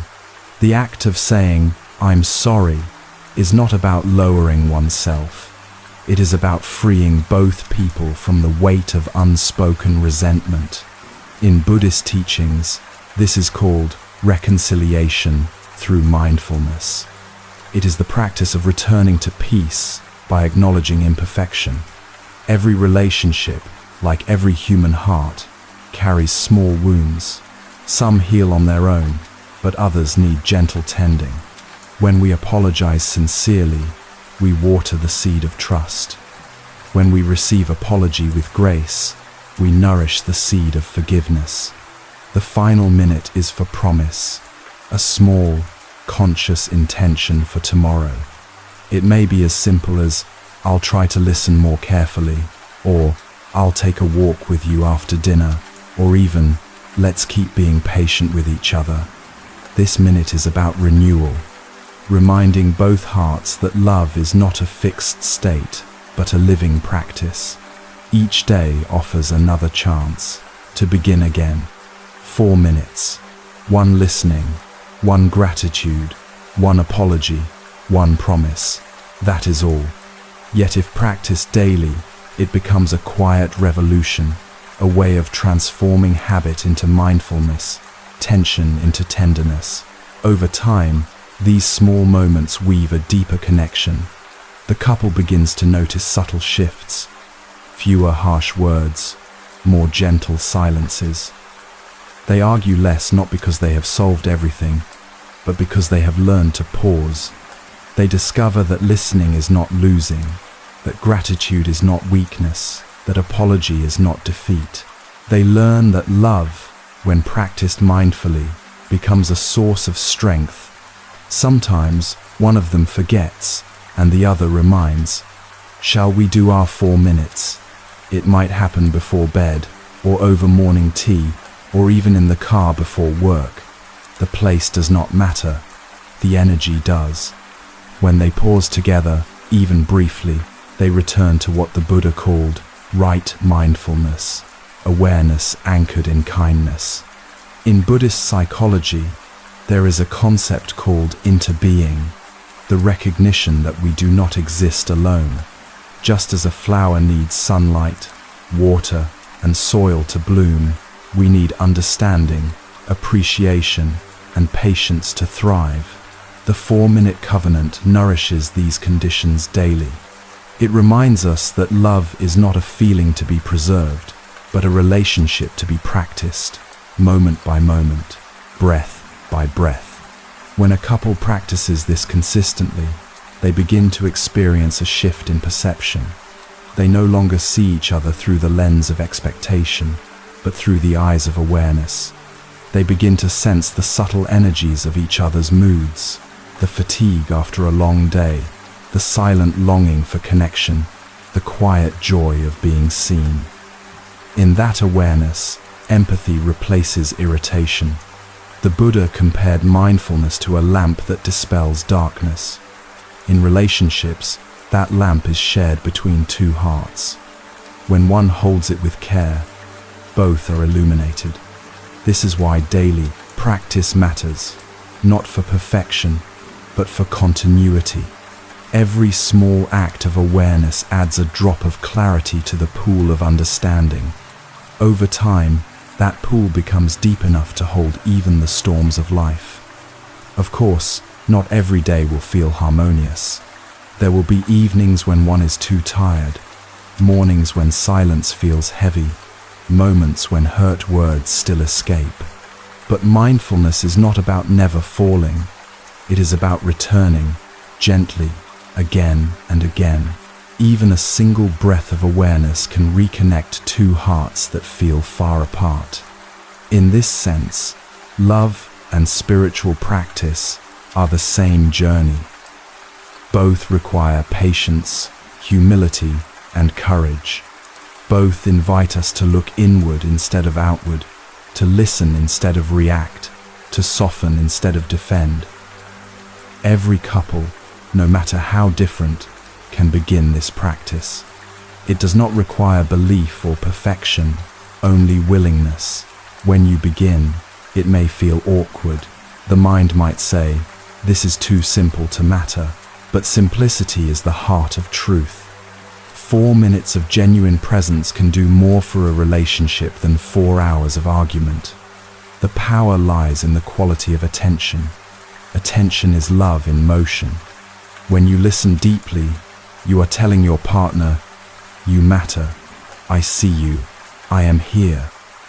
That message, unspoken but deeply felt, is healing. It touches the part of every human heart that longs to be seen without judgment. As this practice deepens, something subtle begins to happen. You start carrying that awareness beyond the 4 minutes, into conversations, into daily routines, even into moments of silence. The boundaries between practice and life dissolve. You find yourself pausing before reacting, thanking more often, apologizing more easily, promising more gently.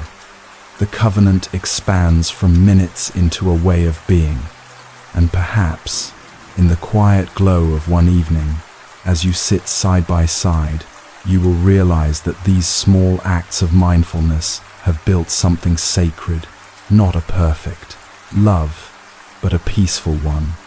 A love where both hearts can rest, grow, and continue to awaken together. In the end, this is what the Buddha meant when he said that happiness is born of understanding and love. When we learn to listen with awareness, to speak with gratitude, to apologize with humility, and to promise with sincerity, we bring the Dharma into our daily lives. We make the ordinary extraordinary. So tonight, or any night, take 4 minutes, just 4. Listen, thank, apologize, promise, not because love is fragile, but because it is precious, and like every living thing, it blossoms through care.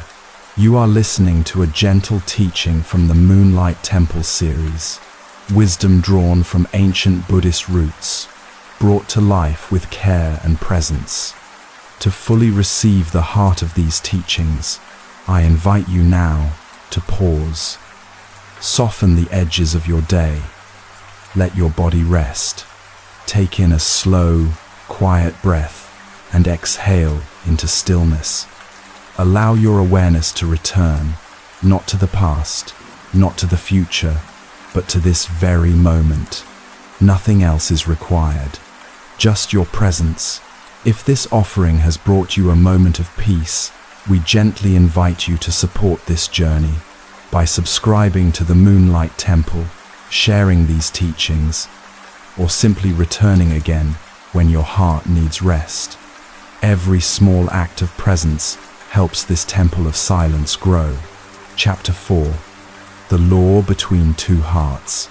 Part 1. The Story, the Debt of Love and the Weight of Karma.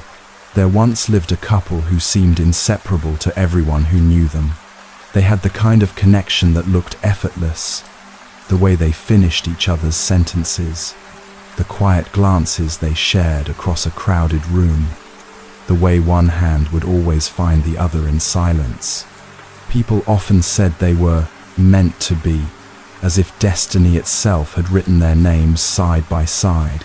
But beneath that harmony was something else, a quiet undercurrent of suffering. They loved each other deeply, yet somehow they kept hurting each other without meaning to. One moment they were tender, the next they were cold. The same conversation would turn into an argument again and again, even when they tried to avoid it. They wondered why two people who loved so much could still cause so much pain. Their story began years earlier, in the same small town where they had both grown up. When they first met, it felt like recognition, as if they had known each other for lifetimes. Their bond was immediate and intense, filled with passion and familiarity. But as time passed, that intensity became a double-edged sword. The closeness that had once been comforting now felt suffocating.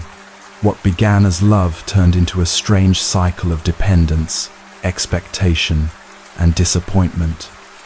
One day, after a long argument, the woman sat alone by the window, watching the rain fall. Her mind was tired from the endless tug-of-war between love and resentment. "Why do we keep doing this to each other?" she whispered. It wasn't anger she felt. It was exhaustion, as though they were both trapped in a story they couldn't rewrite. A few days later, an old friend visited her, a monk who had once been her childhood teacher.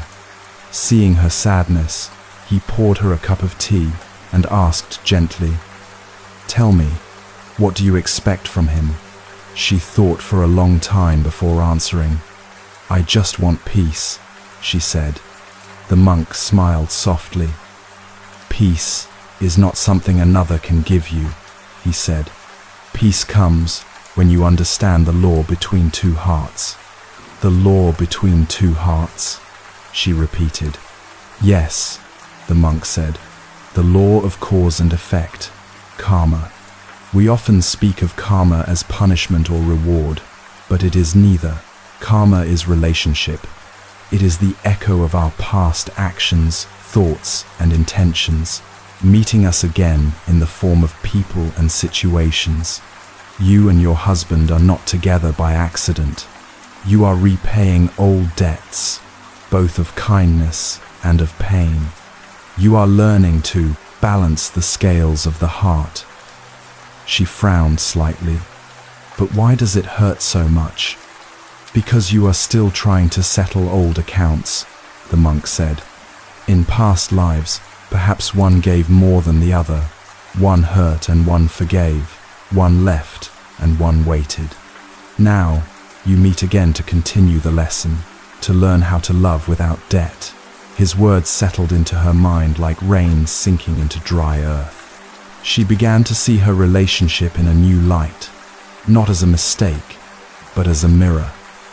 Every moment of tension, every word that hurt, every tear that fell was not random. It was the unfolding of an unfinished story, the opportunity to rewrite it with compassion. That evening, She told her husband what the monk had said. At first, he laughed softly, thinking it was just another way of saying fate. But as she spoke, he noticed something different in her tone. It wasn't blame or self-pity. It was calm understanding. "So you're saying this is karma?" he asked. She nodded. "Maybe we've been trading the same pain back and forth for a long time. Maybe it's time to end the cycle." He didn't know what to say. But that night, as they sat together, something shifted in the space between them. They stopped speaking from habit. They started listening again, not to defend, but to understand. Over time, they began to notice patterns in their behavior, the same triggers, the same reactions. He saw how quickly he became defensive when she questioned him. She saw how her silence often came from fear, not wisdom. Each time they caught themselves, they would pause, breathe, and ask silently, "What is this moment teaching me?" The more they practiced, the more they realized that love was not about who was right or wrong. It was about awareness, about seeing how their actions shaped each other's hearts. Each word was a seed. Each silence, too, carried a consequence. There was one evening, many months later, when the husband came home after a long day, frustrated and tired. She had been waiting for him with dinner, but he barely looked at her. The air was heavy with unspoken irritation. In the past, this would have turned into another argument, but this time, she remembered the monk's words. She took a deep breath and quietly asked, "Are you okay?" He sighed, the anger softening just a little. "I don't know," he admitted. "I just feel like I can't do anything right lately." She didn't try to fix it.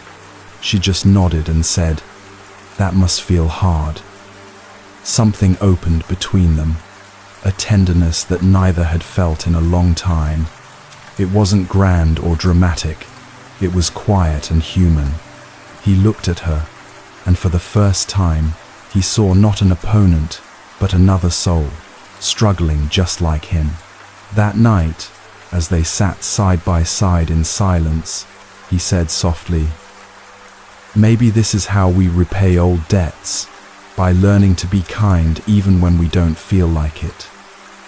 She smiled. Maybe kindness is the only currency that clears them.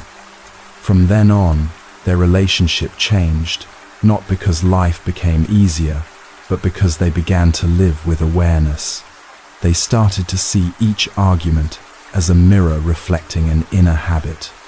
They began to understand that every action, a harsh word, a gentle gesture, a patient silence, created ripples in the shared field of their lives. In this way, they transformed karma into practice. Instead of seeing suffering as punishment, they began to see it as instruction, as life's way of guiding them toward wisdom. When pain arose, they didn't rush to blame. They paused to see what old story was being rewritten. Sometimes they would laugh at how familiar their reactions were. "There we go again," she would say, smiling. "The same pattern." And he would reply, "At least now we see it." Their love, once filled with expectation, became lighter. It wasn't perfect, no love ever is, but it became more real. They discovered that being, meant to be, did not mean never hurting each other. It meant staying long enough to learn from the hurt. The monk visited them again years later. He found them sitting on the porch, sharing tea. When he asked how they were, the husband said, "We're still paying our debts, but with interest," in laughter. The monk smiled. "Then your account is nearly balanced." The couple laughed softly. They knew what he meant, that karma is not a punishment, but a teacher. Each act of kindness, patience, or forgiveness dissolves old pain. Every moment of awareness transforms destiny into choice. In the end, They realize that love is not about escaping karma, but fulfilling it with gentleness, with clarity, with grace. When we understand this, every relationship becomes sacred, because every connection is an opportunity to heal. And perhaps that is the quiet miracle of life between two hearts, that we are not simply here to love each other, but to awaken each other again and again until there is no more debt left to pay, only peace. Part 2. The teaching, karma as habit, relationship as opportunity. The Buddha taught that karma is not a mysterious force that punishes or rewards us.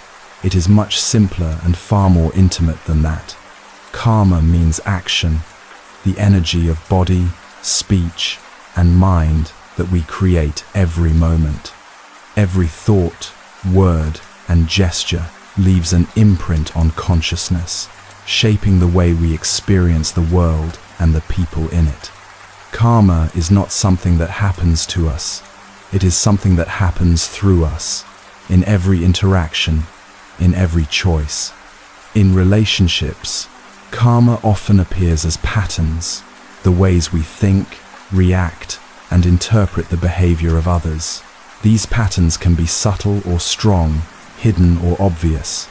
When two people come together, their karmic tendencies meet like two rivers merging. The currents can flow harmoniously, or they can clash and stir up old sediment. Either way, the meeting is never random. It is an opportunity for both to see themselves more clearly. To understand this, imagine two people arguing. One feels unheard and becomes defensive. The other feels disrespected and withdraws. Each reaction strengthens the other's pain. This cycle repeats, not because they wish to suffer, but because their karmic habits, their conditioned ways of seeing and responding, keep recreating the same scene. The external situation changes, but the inner story remains the same. Karma, in this sense, is not fate. It is repetition without awareness. The Buddha said that the wheel of samsara, the endless cycle of suffering, turns not because of outer circumstances, but because of the habits of the mind. When we act out of anger, fear, or desire, we reinforce those emotions.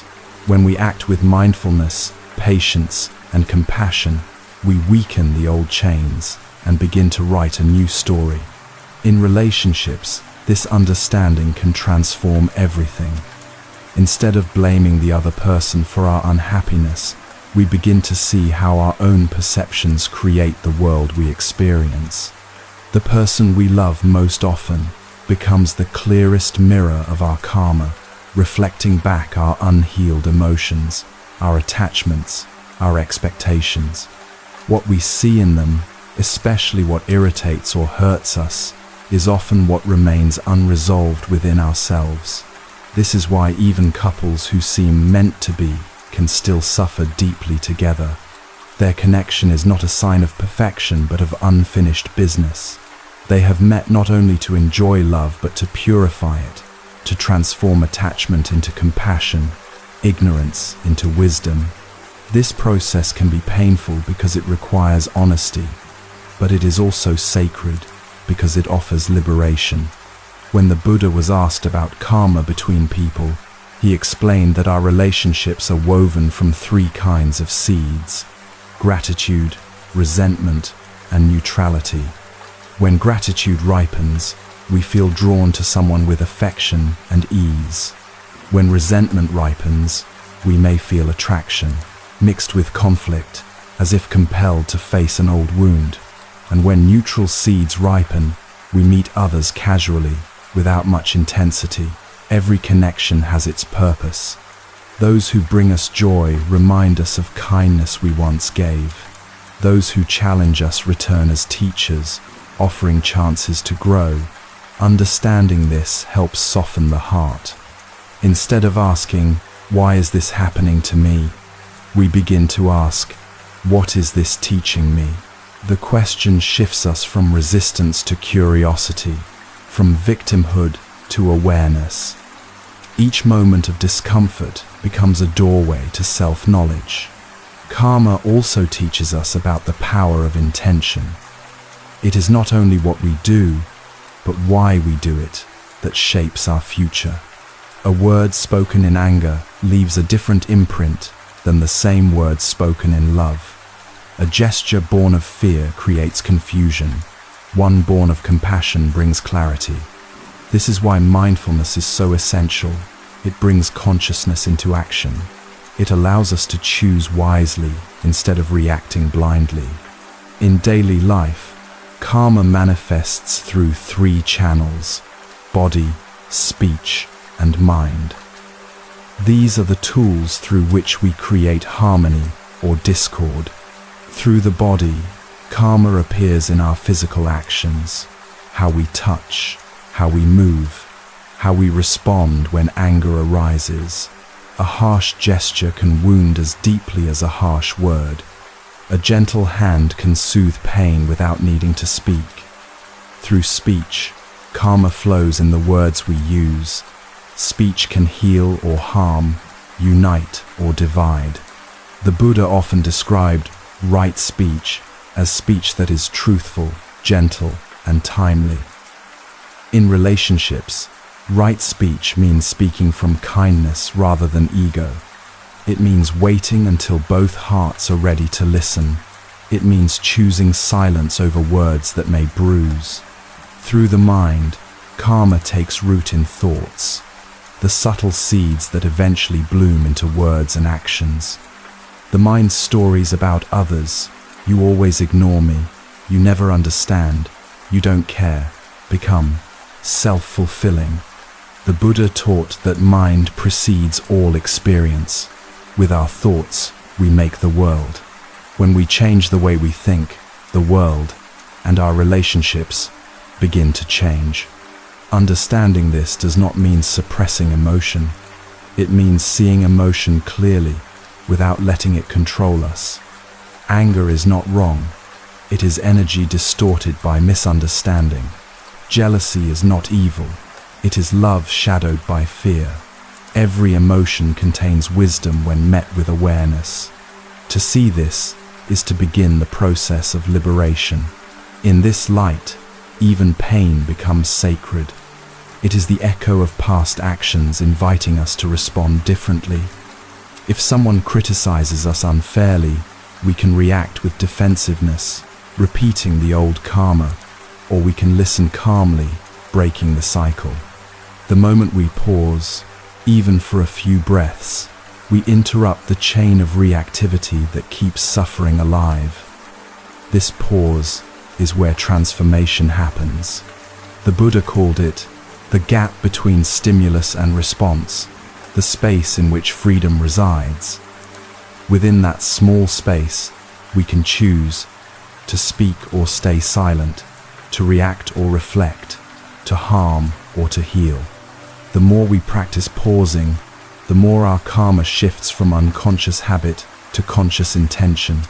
Over time, this practice changes the quality of love itself.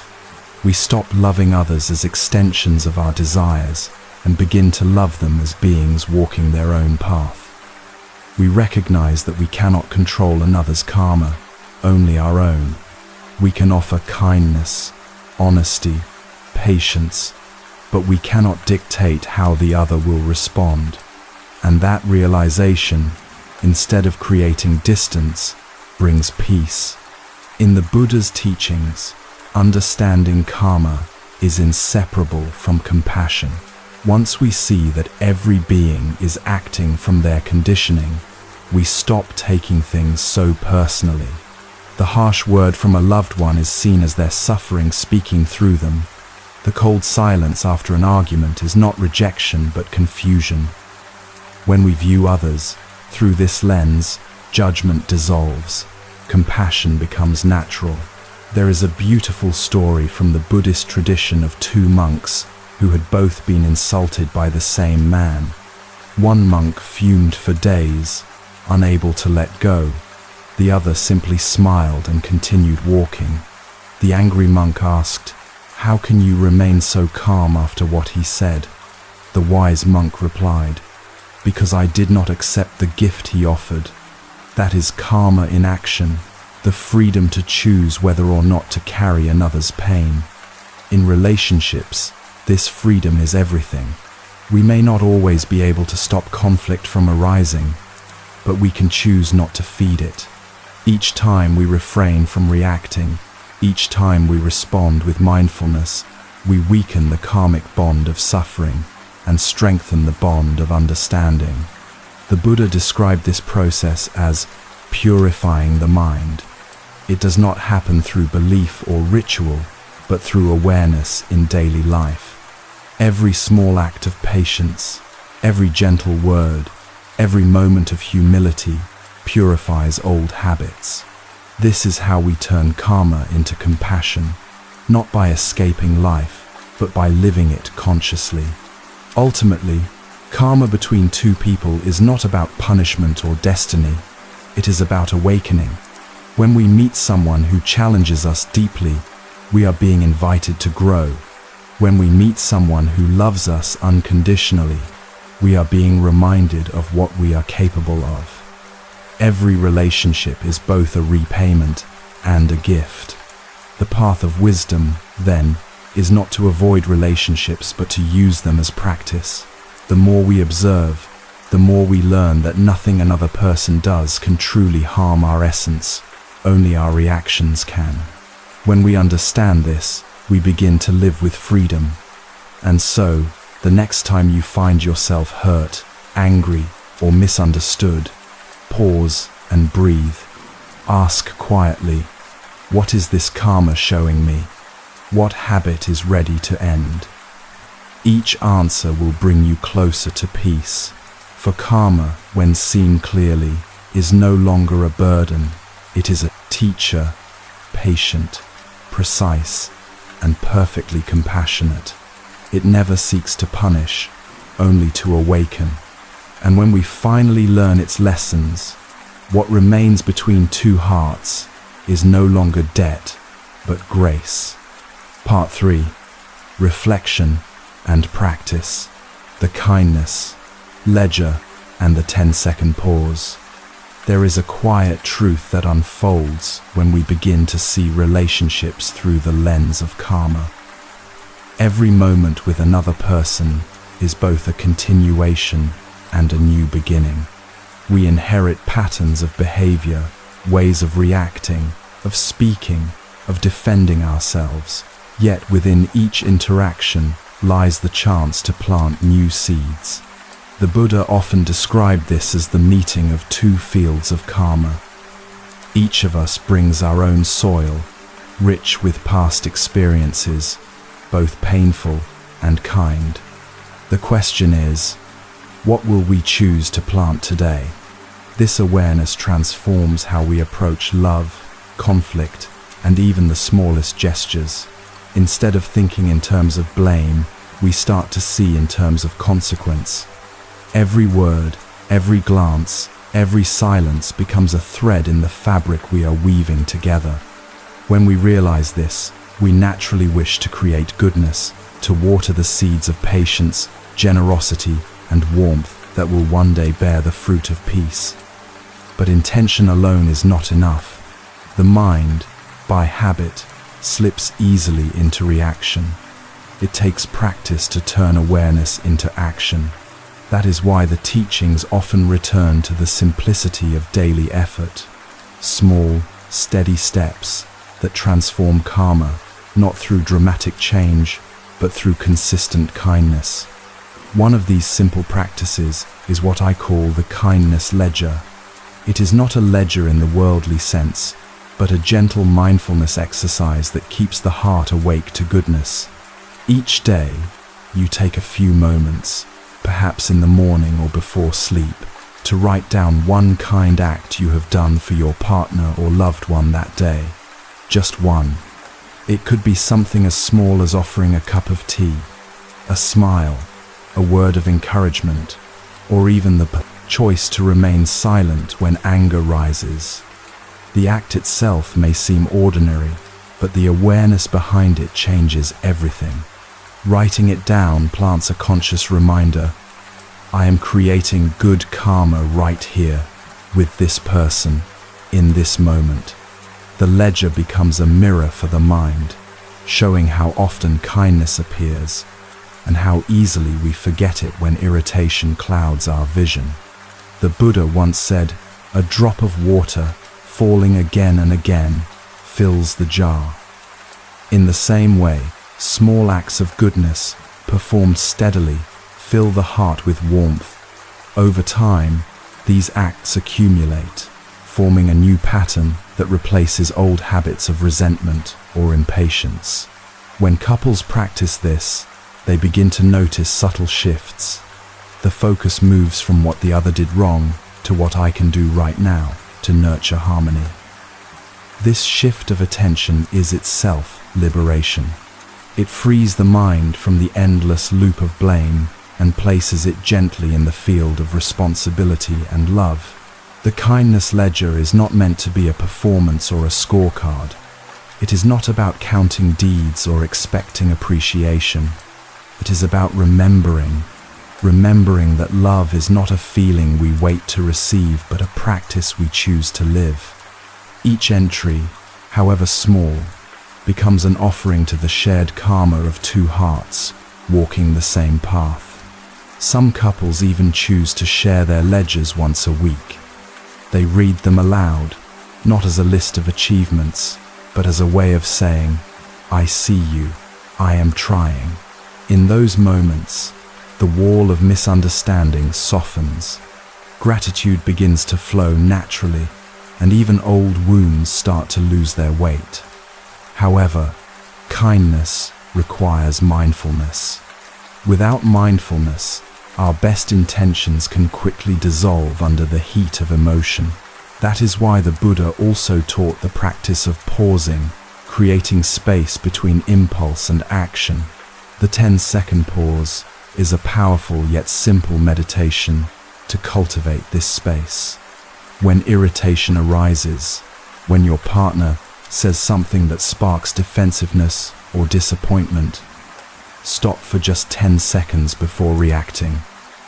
Breathe slowly. Feel the air move in and out of your body. Count quietly, not to suppress emotion, but to give it room to be seen. In those 10 seconds, awareness steps in. You begin to notice the energy in your chest, the tightening in your stomach, the rush of thoughts wanting to defend or attack. You realize that this surge of emotion is not permanent. It is only a wave passing through the ocean of the mind. If you act while the wave is high, you will speak from turbulence. But if you wait just 10 seconds, the wave settles, and your words can come from clarity. This is not a technique for control. It is a practice of compassion. The pause is not meant to suppress truth, but to deliver it with wisdom. In those moments, we see that anger is often a cry for understanding. Impatience is often a symptom of exhaustion. By waiting, by breathing, we let compassion catch up to emotion. Over time, this practice becomes second nature. You may find that conflicts that once spiraled into hours of hurt now dissolve before they begin. The energy that was once spent defending the ego is now used for listening, for understanding. You begin to realize that every pause is a doorway, a small but sacred entry into freedom. In Buddhist psychology, this awareness is called right effort. It is the deliberate choice to cultivate wholesome states of mind and to abandon unwholesome ones. It does not demand perfection. It asks for sincerity. Each time you pause, you interrupt the momentum of old karma. Each time you act with kindness, you plant new seeds. Slowly, the soil of the relationship changes, softer, more fertile, capable of supporting deeper love. There is a story in the Buddhist texts about a disciple who asked the Buddha how long it takes to purify one's karma. The Buddha smiled and said, as long as it takes for one drop of ink to clear a pot of water. If you keep pouring in clean water, one day it will be pure. In the same way, each kind act, each mindful pause, is a drop of clean water in the vessel of your shared life. Sometimes, people misunderstand karma as something heavy, something unchangeable. But the Buddha's teaching is clear. Karma is not a chain, it is clay. We are shaping it every moment through intention. Even a lifetime of harshness can begin to soften the instant awareness touches it. When you practice kindness consciously, you begin to feel its immediate effect. The mind relaxes, the heart expands. You no longer wait for your partner to change to feel peace. Peace becomes something you can create. This is the quiet power of karma, that transformation always begins within. The 10-second pause complements the kindness ledger beautifully. One is the seed, the other is the soil. The ledger nurtures awareness of goodness. The pause protects it. Together, they become a rhythm, the giving and receiving of mindful love. Some evenings, as you write in your ledger, you may recall a moment when you almost spoke in anger but paused instead. Write that down too. It may not look like an act of love, but it is one of the greatest. Restraint born from compassion is one of the most profound expressions of care. In time, these small daily practices weave something sacred between two people, a living field of presence. You begin to sense karma not as something external, but as the invisible fabric of your connection. Every smile, every breath, every pause becomes part of the great unfolding of understanding. Even when mistakes happen, as they inevitably will, awareness turns them into teachers. You no longer judge yourself harshly. You recognize that every stumble is another opportunity to see more clearly, to begin again. This attitude of patience is what keeps love alive, not the absence of conflict, but the willingness to keep learning together. In the stillness that follows a pause, in the warmth that follows a kind gesture, something timeless begins to shine through. You realize that you and your partner are not just two individuals bound by circumstance, but two travelers walking a shared path of awakening. The obstacles that once seemed heavy now feel like stepping stones. The Buddha said, "If you wish to know the past, look at your present. If you wish to know the future, look at your present actions." These words remind us that karma is being written now, not yesterday, not tomorrow. Every moment is a pen in the hand of awareness. So tonight, as you close your eyes, take a breath and ask yourself gently, what seed will I plant tomorrow? Perhaps it will be a kind word, a moment of listening, or a 10-second pause before speaking. Whatever it is, let it come from love. Because love, when practiced with mindfulness, is not bound by karma, it transforms it. And in this transformation, the space between two hearts becomes a garden, quiet, alive, endlessly growing. You are listening to a gentle teaching from the Moonlight Temple series, wisdom drawn from ancient Buddhist roots, brought to life with care and presence. To fully receive the heart of these teachings, I invite you now to pause. Soften the edges of your day. Let your body rest. Take in a slow, quiet breath and exhale into stillness. Allow your awareness to return, not to the past, not to the future, but to this very moment. Nothing else is required. Just your presence. If this offering has brought you a moment of peace, we gently invite you to support this journey by subscribing to the Moonlight Temple, sharing these teachings, or simply returning again when your heart needs rest. Every small act of presence helps this temple of silence grow. Chapter 5. Living Truthfully. Seeing Oneself Clearly. Part 1. The story, the monk who lived a role until he found his true self. Once, in a quiet monastery nestled among mountains, there lived a young monk who had become well known for his calmness. The visitors who came to the temple often praised him. "He is so serene," they would whisper. "His presence feels like still water." The older monk smiled proudly whenever his name was mentioned. He never raised his voice, never seemed impatient, always bowed at the right moments, always smiled gently. But inside, he was exhausted. Each day, he tried harder to be the monk that everyone expected him to be. When he swept the courtyard, he moved gracefully, aware of the eyes watching him. When he gave talks to lay people, he chose his words carefully to sound wise. He was kind and polite, yet behind his smile there was tension, a quiet fear of being seen as anything less than perfect. At night, when the monastery grew silent, he would sit by the small lamp in his room and feel a strange emptiness. "Why am I pretending?" he wondered. "I follow every rule, I speak gently, I meditate every day, yet my heart feels hollow." One evening, an older monk, his teacher, noticed the fatigue behind his practiced calm.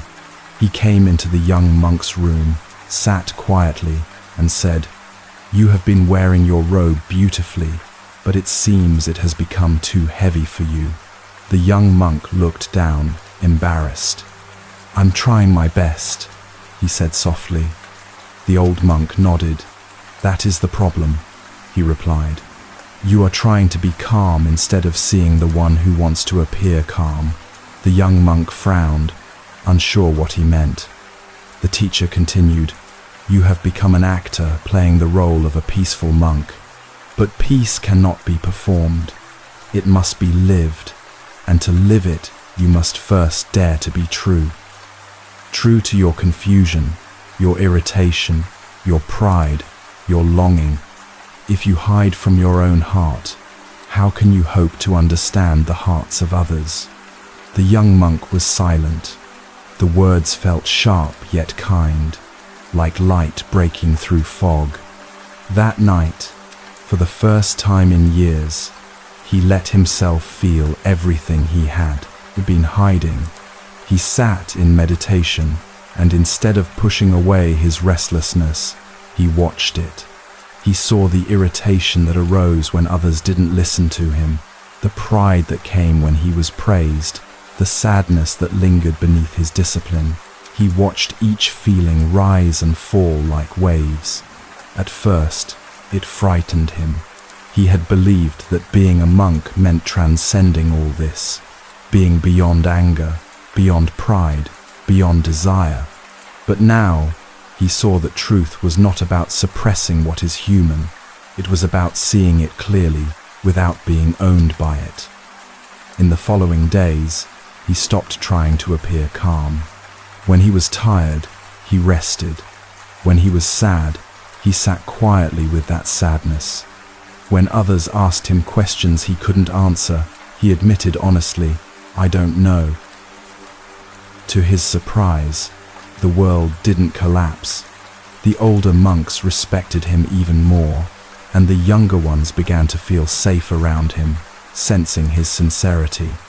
One morning, while working in the garden, a visiting novice asked him, "How can I stop feeling angry?" The young monk smiled, remembering his teacher's words. "Don't stop it," he said gently. "See it, name it, breathe with it. Anger grows when you pretend it isn't there, but when you see it with kindness, it loses its power." That was the moment he realized what it meant to live truthfully. It wasn't about showing only the good parts of the self, but about being present with the whole self, the calm and the restless, the kind and the fearful. Years passed, and he became a teacher himself. But he never forgot the lesson that had changed his life, that wearing peace like a mask is not the same as embodying peace through awareness. When people came to him for advice, he never pretended to be above them. If someone wept, he wept with them. If someone was angry, he listened without judgment. He often said, "The practice of truth begins when you stop performing." One day, an old friend from the city visited the monastery. Seeing the monk's simple life, the friend asked, "Don't you ever feel lonely here? Don't you ever wish for something more exciting?" The monk smiled softly. "I used to act like I was beyond desire," he said. "Now I see that desire itself isn't the problem. The problem is when we hide from it. When I see desire clearly, it becomes a teacher, not a chain." He led his friend to a nearby stream. The water shimmered under the sunlight, flowing effortlessly around rocks and leaves. "Do you see this?" he asked. "The water doesn't pretend to be calm or wild. It just flows. Sometimes it's clear, sometimes muddy, but it never stops being itself.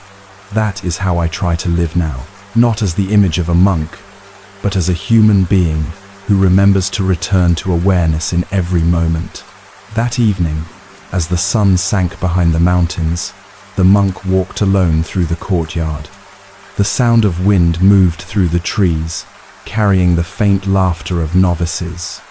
He paused, feeling the cool air on his face. For the first time in his life, the calm he felt was not an act. It was the natural quiet that comes when one stops pretending to be anything other than what they are. He thought of his younger self, the monk who smiled too much, who feared disapproval, who mistook control for wisdom. He sent that younger version of himself a silent bow of gratitude. Without that struggle, he would never have learned what truth really meant. Years later, when he was an old man and his hair had turned silver, a student asked him, "Master, what is the essence of living truthfully?" He smiled, his eyes warm and clear. "It is the courage to see yourself completely," he said, "and the gentleness to accept what you see." The student hesitated, then asked, "Isn't that difficult?" The old monk laughed softly. "At first, yes.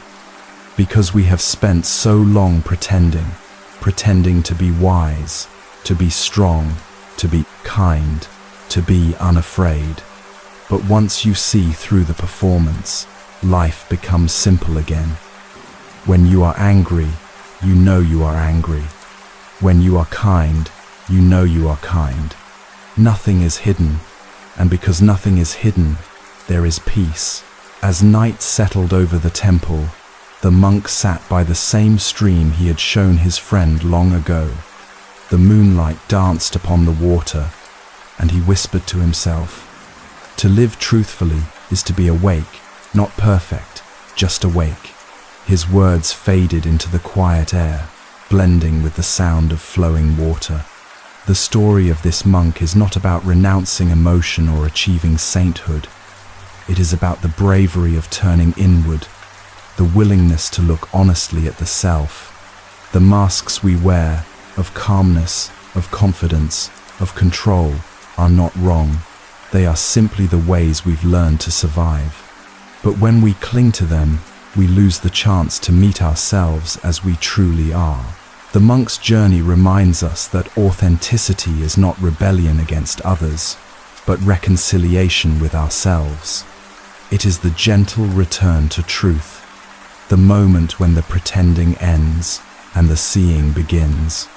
And in that moment, life itself becomes a meditation, not a performance to perfect, but a flow to witness, moment by moment, with awareness and love. Part 2. The teaching. True speech, mindful honesty, and awareness in communication. To live truthfully is not the same as saying everything that comes to mind. The Buddha never taught that sincerity means bluntness or unfiltered expression. Instead, he taught that truthfulness begins with awareness, with seeing the state of one's own mind before words ever leave the mouth. True speech does not arise from impulse, it arises from understanding. In the Noble Eightfold Path, right speech is one of the pillars of liberation. It means speaking what is true, but also what is kind, what is timely, and what leads to peace. Many of us confuse honesty with self-expression, believing that to be real is to say whatever we feel. But the Dharma invites us to look deeper. What is the mind behind the words? Are we speaking to connect or to wound, to bring clarity or to defend our ego? Mindful honesty begins in silence. When we pause to feel what's moving inside us before we speak, we see that not all feelings need to be expressed in the moment. Some need space, others simply need to be understood privately before being shared. The Buddha called this wise restraint, not repression, but awareness of cause and effect. Every emotion has an energy, and that energy travels through our words. Anger carries heat, fear carries contraction, compassion carries openness. When we speak without mindfulness, we transfer our turbulence to others. When we speak with awareness, we share calm. That is why the practice of living truthfully is not only about the content of our speech, but about the quality of presence behind it. Imagine two people arguing. One speaks truth, but with bitterness. The other listens, but with resentment. The words may be honest, but they do not bring understanding. They bring division. This is not truth in the Buddhist sense. It is merely reaction. True communication is not about winning an argument or proving a point. It is about awakening together, moment by moment, through the mirror of dialogue. In Buddhist teachings, this is called skillful speech. It asks not only, is it true, but also, is it beneficial? And, is it the right time? This triple reflection helps us align our words with compassion. Sometimes, the most truthful thing we can do is to stay silent until our heart is ready to speak with love. The Buddha often reminded his disciples that speech has the power to heal or to harm more deeply than any weapon. He compared words to arrows. Once released, they cannot be taken back. Mindful communication is therefore a practice of seeing before shooting, of checking the heart before releasing the word. To practice living truthfully, we must first become aware of the masks we wear in conversation. We hide behind politeness, sarcasm, or intellectual distance. We say what we think others want to hear, or we perform emotions we don't truly feel. These habits are not signs of deceit, but of fear. Fear of rejection, fear of vulnerability. When we speak from these masks, even gentle words can feel hollow. But when we speak from awareness, grounded in mindfulness and compassion, even difficult truths can bring healing. Imagine saying, I feel hurt, instead of, you hurt me. The first reveals, the second accuses. The difference is awareness. One invites understanding, the other invites defense.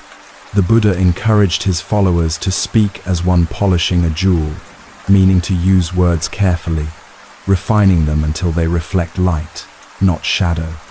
Living truthfully begins not with others, but with ourselves. Before we can communicate truthfully outwardly, we must learn to see inwardly, to recognize what we are actually feeling, wanting, or fearing in each moment. So much suffering in relationships arises not because we lie to others, but because we are not yet honest with ourselves.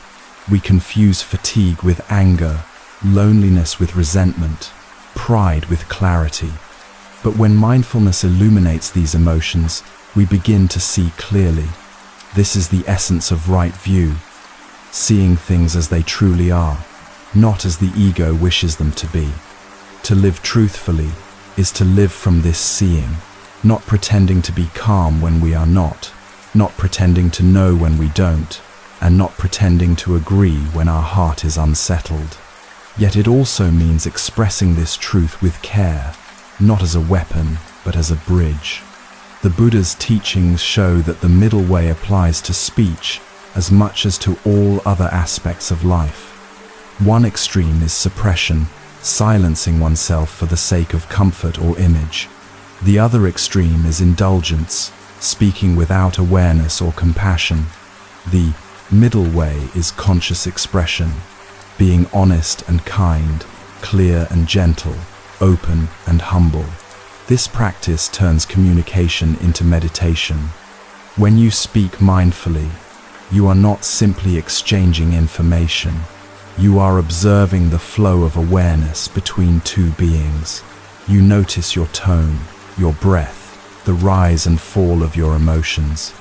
You feel how the body responds when you are heard or misunderstood. In these moments, dialogue becomes a field of awakening. The Buddha once asked his disciples, "When you speak, do your words lead to peace or to pain?" This question remains timeless. Before every conversation, we can pause and ask ourselves, am I speaking from awareness or from habit, from love or from fear? This simple reflection changes the entire quality of communication. To live truthfully also means to see that truth is not fixed. Our understanding of ourselves and others evolves with awareness. What felt true yesterday may no longer fit today. This is not inconsistency, it is growth. The mind, like water, must remain fluid to reflect reality accurately. Sometimes, the deepest honesty is admitting, "I don't know." When we allow ourselves this humility, space opens for genuine connection. Pretending to know keeps the heart closed. Curiosity keeps it open. The Buddha praised those who could say, "Let me look into this more deeply," rather than clinging to fixed opinions. In mindful communication, uncertainty becomes an ally of truth, not an enemy. There is also a kind of silence that is deeply truthful, not the silence of avoidance, but the silence of presence. When someone is in pain, we often rush to fill the space with advice or reassurance. Yet the most healing response is often quiet listening, a stillness that allows the other person's truth to unfold naturally. In that space, words become unnecessary because awareness itself is speaking. This kind of listening requires training. Most of us listen only enough to prepare our reply. But mindful listening means resting in awareness while the other speaks, letting go of the urge to fix or defend. It is an act of love. The Buddha said that deep listening is one of the highest forms of compassion because it allows another person to feel truly seen. When we learn to listen in this way, we also learn to listen to ourselves. The same mindfulness we offer others can be turned inward. We can pause before speaking and ask, what am I really feeling right now? What is my intention in saying this? Sometimes we discover that beneath anger lies sadness, beneath criticism lies fear, beneath withdrawal lies the wish to be understood. Seeing these layers brings tenderness. We begin to understand that truth without compassion is incomplete. The practice of living truthfully extends beyond words into action. The Buddha taught that right speech and right action arise from right intention. If the mind is rooted in greed, fear, or pride, even truthful words can cause harm. But if the heart is rooted in love, even silence can teach. So, before you speak, take a breath, feel your body, notice your mind, ask, what is true right now? What is kind? What will bring peace?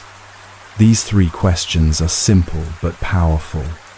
They transform speech into mindfulness in motion. When practiced consistently, truthful living brings lightness to the heart, You no longer carry the burden of pretending or pleasing. You speak not to impress, but to connect. You listen not to respond, but to understand. Over time, communication becomes an art of awareness, a way of revealing, not performing. This is the essence of the Buddha's teaching on authenticity. To live truthfully is not to shout one's opinions louder, but to see and speak from clarity. It is not to expose every emotion, but to hold each one with awareness before offering it to the world. It is not to reject the masks we've worn, but to understand why we wore them, and to remove them gently when we are ready. When we practice this, the boundary between inner and outer truth dissolves. Our words begin to reflect our heart. Our heart begins to reflect our awareness. Communication becomes compassion in action, the living bridge between mindfulness and love. And in that bridge, something beautiful happens. The more truthfully we live, the less we need to prove. The more clearly we see, the more naturally we forgive.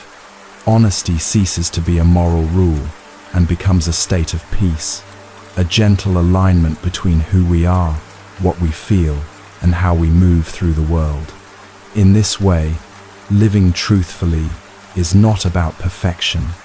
It is about presence, moment by moment, breath by breath, learning to meet each word, each silence, each emotion with clear eyes and an open heart. When we do, life itself becomes a practice of awakening, simple, sincere, and profoundly free. Part 3. Reflection and Practice. The Art of Mindful Conversation and the 2-minute Emotion Practice. To live truthfully in our relationships, we must learn to communicate from awareness rather than impulse. We must learn to speak from understanding rather than reaction. This is one of the most delicate and profound forms of spiritual practice, because communication reveals who we are in real time, our attachments, fears, tenderness, and pride. The Buddha once said that a single mindful conversation can bring more peace than 1,000 unexamined words. But how often do we truly speak with awareness? Most of the time, our exchanges happen on autopilot. We speak quickly, defend instinctively, and listen only long enough to respond. We are not really in the conversation. We are inside our own narratives, trying to protect or prove ourselves. Yet every relationship, whether intimate or casual, offers an opportunity to practice truth with compassion. One simple but transformative way to begin is through what we can call the 3-step dialogue: feel, need, and request. It is a mindful structure that turns conversation into a field of mutual awareness rather than emotional crossfire. It is not a technique to manipulate or control others, but a way to ground communication in presence and kindness, a small but powerful form of daily Dharma. The first step is to name what you feel. This may sound simple, but it is not. Most people skip directly to accusation or reasoning, "You never listen," or "I just need you to stop doing that." But the Buddha taught that suffering arises from confusion, and confusion often comes from not seeing what we truly feel. By naming your emotion, sadness, fear, irritation, loneliness, disappointment, you make it visible without judgment. It is no longer hidden beneath defensiveness. To say, "I feel hurt," or "I feel disconnected," is not weakness. It is honesty in its most courageous form. When we reveal feeling instead of blame, the energy shifts immediately. The other person no longer feels attacked. Instead of hearing accusation, they hear vulnerability. In that vulnerability lies the possibility of connection. The second step is to identify the need underneath the feeling. Every emotion arises from an unmet need or a value that matters deeply to us. the need for respect, for rest, for reassurance, for being seen or heard. When we recognize the need behind the emotion, we touch the root instead of reacting to the surface. For example, beneath anger, there is often a need for understanding. Beneath frustration, a need for cooperation. Beneath sadness, a need for closeness or care. By expressing the need, we move from reaction to truth. Instead of saying, "You never listen," we can say, "When I speak and you look at your phone, I feel unseen. I need your attention so I can feel connected." This is not manipulation. It is mindful truth, clear, kind, and unarmed. The third step is to make a conscious request. A request is an invitation, not a demand. It is a bridge between two hearts. When made from mindfulness, it carries gentleness. It says, "I am aware of my need, and I trust your freedom to respond." For instance, you might say, "Could we take 10 minutes each evening to talk without our phones? Or would you be willing to tell me when something I do bothers you, instead of holding it in?" When spoken with presence, these small requests become seeds of harmony. In Buddhist practice, this three-step structure embodies compassion in action, awareness of one's own inner world, wisdom, expression without blame, ethics, and sensitivity to the other's autonomy, loving kindness. Through it, truth becomes not a weapon, but a way of awakening together. Of course, even with mindfulness, emotions can still rise suddenly and strongly. There will be moments when awareness is lost, and we find ourselves speaking from hurt or fear. That is why another small but essential practice accompanies mindful dialogue, the 2-minute emotion practice, also known as naming the feeling. Whenever conflict arises and the heart begins to tighten, pause for just 2 minutes. Close your eyes if possible, or simply breathe gently. Then, silently name what you feel: anger, sadness, fear, confusion, shame, longing. You don't have to analyze or fix it. Just name it softly in your mind, the way a mother might name a crying child. This act of naming is incredibly powerful. Neuroscience now confirms what the Buddha taught intuitively. When we name an emotion, we create distance from it. We stop being inside the feeling and begin observing it. The emotion is still there, but now we are aware of it. Awareness is the space in which transformation happens. Imagine someone saying something that stings. The immediate impulse is to defend or counterattack. But if, in that very moment, you take a breath and silently say, "Anger is here," you are already free. You have stepped out of the storm and into the sky above it. From that sky, you can choose how to respond, not react. The Buddha compared this to seeing a snake in the road. If you recognize it clearly, you can step aside safely. But if you don't see it, you step on it and get bitten. Mindfulness helps us see the emotional snakes before they strike, the patterns of reactivity that create unnecessary suffering. Over time, this 2-minute practice trains the mind to remain clear, even in difficult moments. You begin to sense emotions as waves, not enemies. They rise, they fall, they pass. Some are gentle ripples, others are fierce storms, but none last forever. When you see this directly, honesty becomes easier. You can speak the truth of your emotion without being consumed by it. For example, instead of saying, "You always make me angry," you can say, "There's anger in me right now, and I'm observing it." This simple shift changes everything. The first sentence blames, the second reveals. One closes the heart, the other opens it. This is what it means to be mindful in communication, not to suppress emotion, but to see it clearly before expressing it. To speak not from the storm, but from the awareness that watches the storm. The Buddha often said that mindfulness is the gatekeeper of the mind. It lets in what is wholesome and prevents what is unwholesome from taking root. In conversation, mindfulness acts as a guardian of truth. It ensures that what we share comes from clarity, not confusion.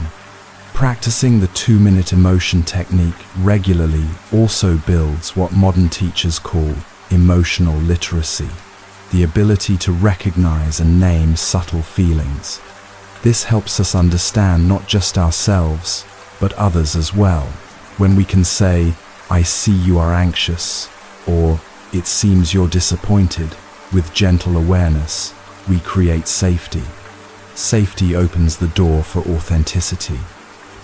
The Buddha's path was never about erasing emotion, but transforming our relationship with it. When anger or sadness arises, instead of labeling it bad, we can see it as energy asking for attention. The energy of anger, when transformed by mindfulness, becomes courage. The energy of sadness becomes compassion.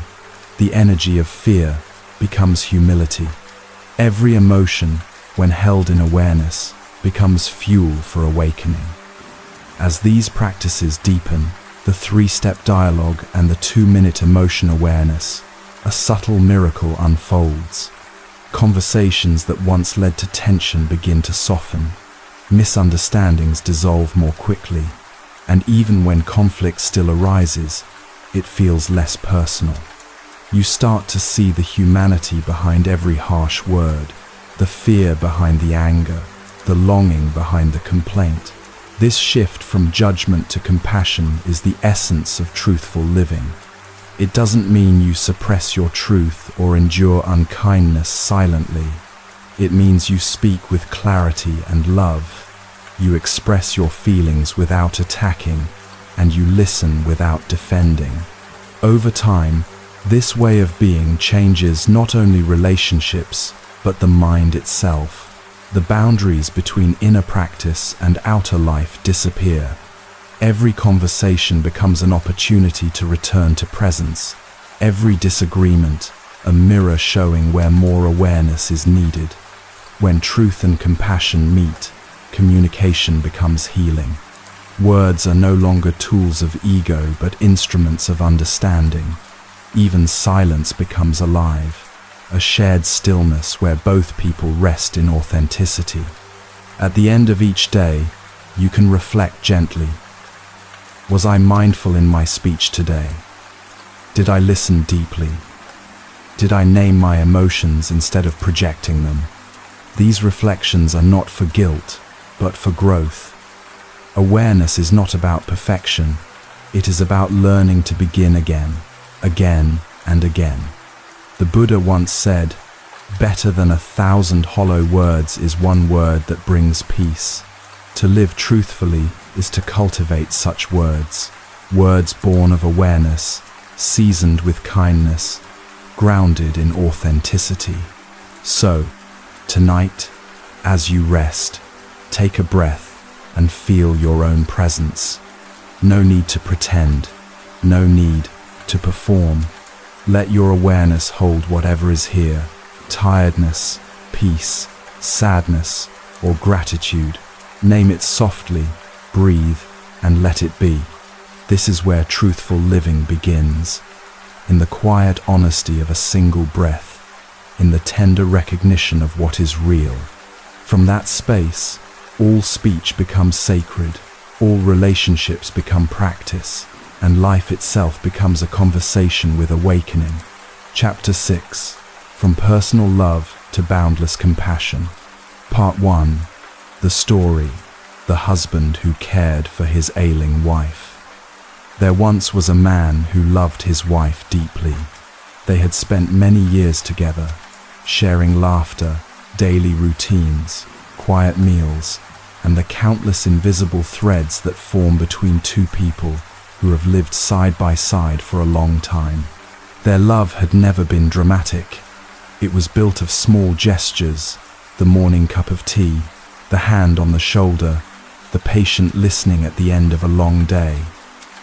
Then one winter, she fell ill. At first, it seemed like a passing sickness, a fever, some weakness, but soon it became clear that it was something more serious. The doctors spoke in careful tones.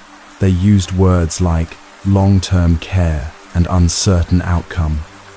The man felt his chest tighten as if the world had suddenly narrowed into this one fragile life before him. In the beginning, he cared for her with great energy and devotion.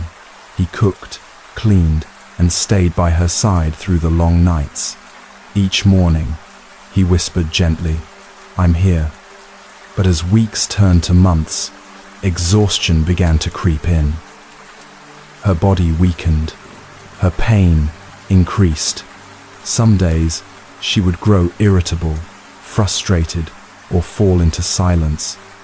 He tried to be patient, but inside, he often felt helpless, even angry at fate. There were nights when he sat alone by her bedside, watching her sleep, his heart full of conflicting emotions, love, fatigue, fear, and sorrow. Why her, he would think. Why must this happen to the person I love most? He longed for the days when they could walk together, laugh together, live as they used to. But now, life had become a series of small, heavy tasks. Feeding her, cleaning her wounds, adjusting her pillows. One evening, after a particularly difficult day, he went out into the garden behind their house. The sky was dark and full of stars. He felt anger rising inside, anger at the sickness, at the unfairness of it all. He clenched his fists and whispered, "I can't do this anymore." At that moment, his old teacher, a monk who had guided him in his younger years, happened to visit. Seeing the man's distress, the teacher said softly, "You have been caring for her with great effort, but perhaps you have not yet discovered the true heart of compassion." The man frowned, confused and defensive. "What do you mean? I have given everything. I barely sleep. I barely eat. Isn't that compassion?" The monk smiled kindly. "That is love mixed with attachment and fear," he said. "It is still beautiful, but it carries suffering. Compassion without wisdom becomes heavy because it still says, 'I want you to be well so that I can be at peace.' True compassion says, 'May you be free from suffering, even if I must face discomfort.'" The words struck him deeply. "But how do I do that?" he asked quietly. The monk looked at him for a long moment. "First, you must breathe again," he said. "Right now, you are trying to hold her pain inside you, but pain cannot be carried. It can only be understood. Sit with your breath. Let the breath remind you that both of you belong to the same impermanent flow of life. Neither can be owned, neither can be saved. Only understood, only loved." That night, the man sat beside his sleeping wife, breathing as the monk had instructed. He placed his hand lightly over hers and whispered silently, "May you be free from suffering. May I be free from fear. May our love become spacious enough to hold even this." Something shifted inside him, a quiet recognition. He realized that his love had always been bound by a silent demand, that she remain well, that she remain his. But now, as he looked at her fragile form, he saw love in a different way, not as possession, but as care for her freedom, whatever that might mean. Over the following days, he continued to care for her, feeding her, bathing her, helping her sit up when she was weak. But the energy was different. He no longer rushed. He no longer clung to the hope that she would get better. He simply did what was needed in each moment, with tenderness and presence. When she cried in pain, he held her hand without trying to make it stop. When she smiled faintly, he smiled back, not because things were okay, but because that moment was real. His heart softened in a way he had never experienced before. There was still sadness, but it no longer consumed him. There was love, but it no longer demanded a return. What had begun as duty had become something quieter, purer, compassion rooted in understanding. One morning, she looked at him and said weakly, "You've changed." He smiled and asked, "How so?" She replied, "You used to look at me as if I was slipping away. Now you look at me as if I'm already home." He felt tears rise but did not hide them.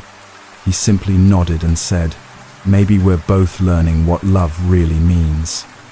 Weeks later, as her body began to fail, she passed peacefully in her sleep, her hand still resting in his. There was grief, yes, deep and raw, but also peace. He no longer saw her death as an ending. It was part of the same flow that had brought them together, the same river of impermanence that carried them both. Months after her passing, he returned to the monastery where his teacher lived. The monk welcomed him with a gentle smile and asked, "What have you learned from this journey?" The man bowed his head. "I have learned that love begins as warmth, but becomes liberation when joined with wisdom. Before, I wanted to keep her safe. Now, I simply wish her peace, wherever she is, and I wish the same peace for myself and for all beings." The teacher nodded. That is the difference between affection and compassion. Affection is beautiful but limited. It seeks comfort and closeness. Compassion is boundless. It seeks freedom for all. When we love without clinging, every act of care becomes sacred. The man continued to visit the monastery often. Sometimes he joined the monks in tending to the sick, the elderly, and the lonely. As he washed another's hands or wiped another's forehead, he felt his wife's presence in every gesture. He realized that caring for one person deeply had taught him to care for all beings more wisely. His love had not disappeared. It had transformed from personal attachment into spacious compassion. The sorrow of losing her had opened his heart rather than closing it. What was once my love had become love itself.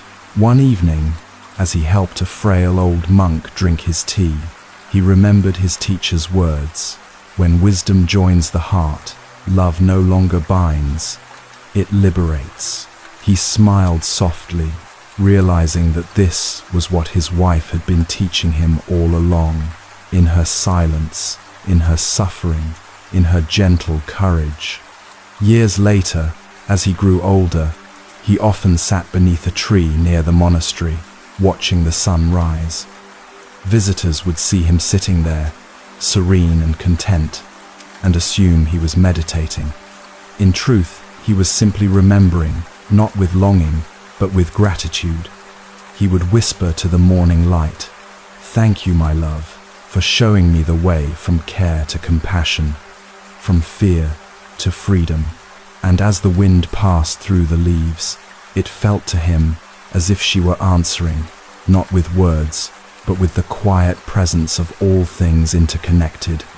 The story of this husband and wife is not just about loss, but about awakening through love. It reminds us that relationships are not only places of comfort, but sacred grounds of transformation. When love is illuminated by wisdom, it ceases to be a transaction of emotion and becomes a practice of liberation.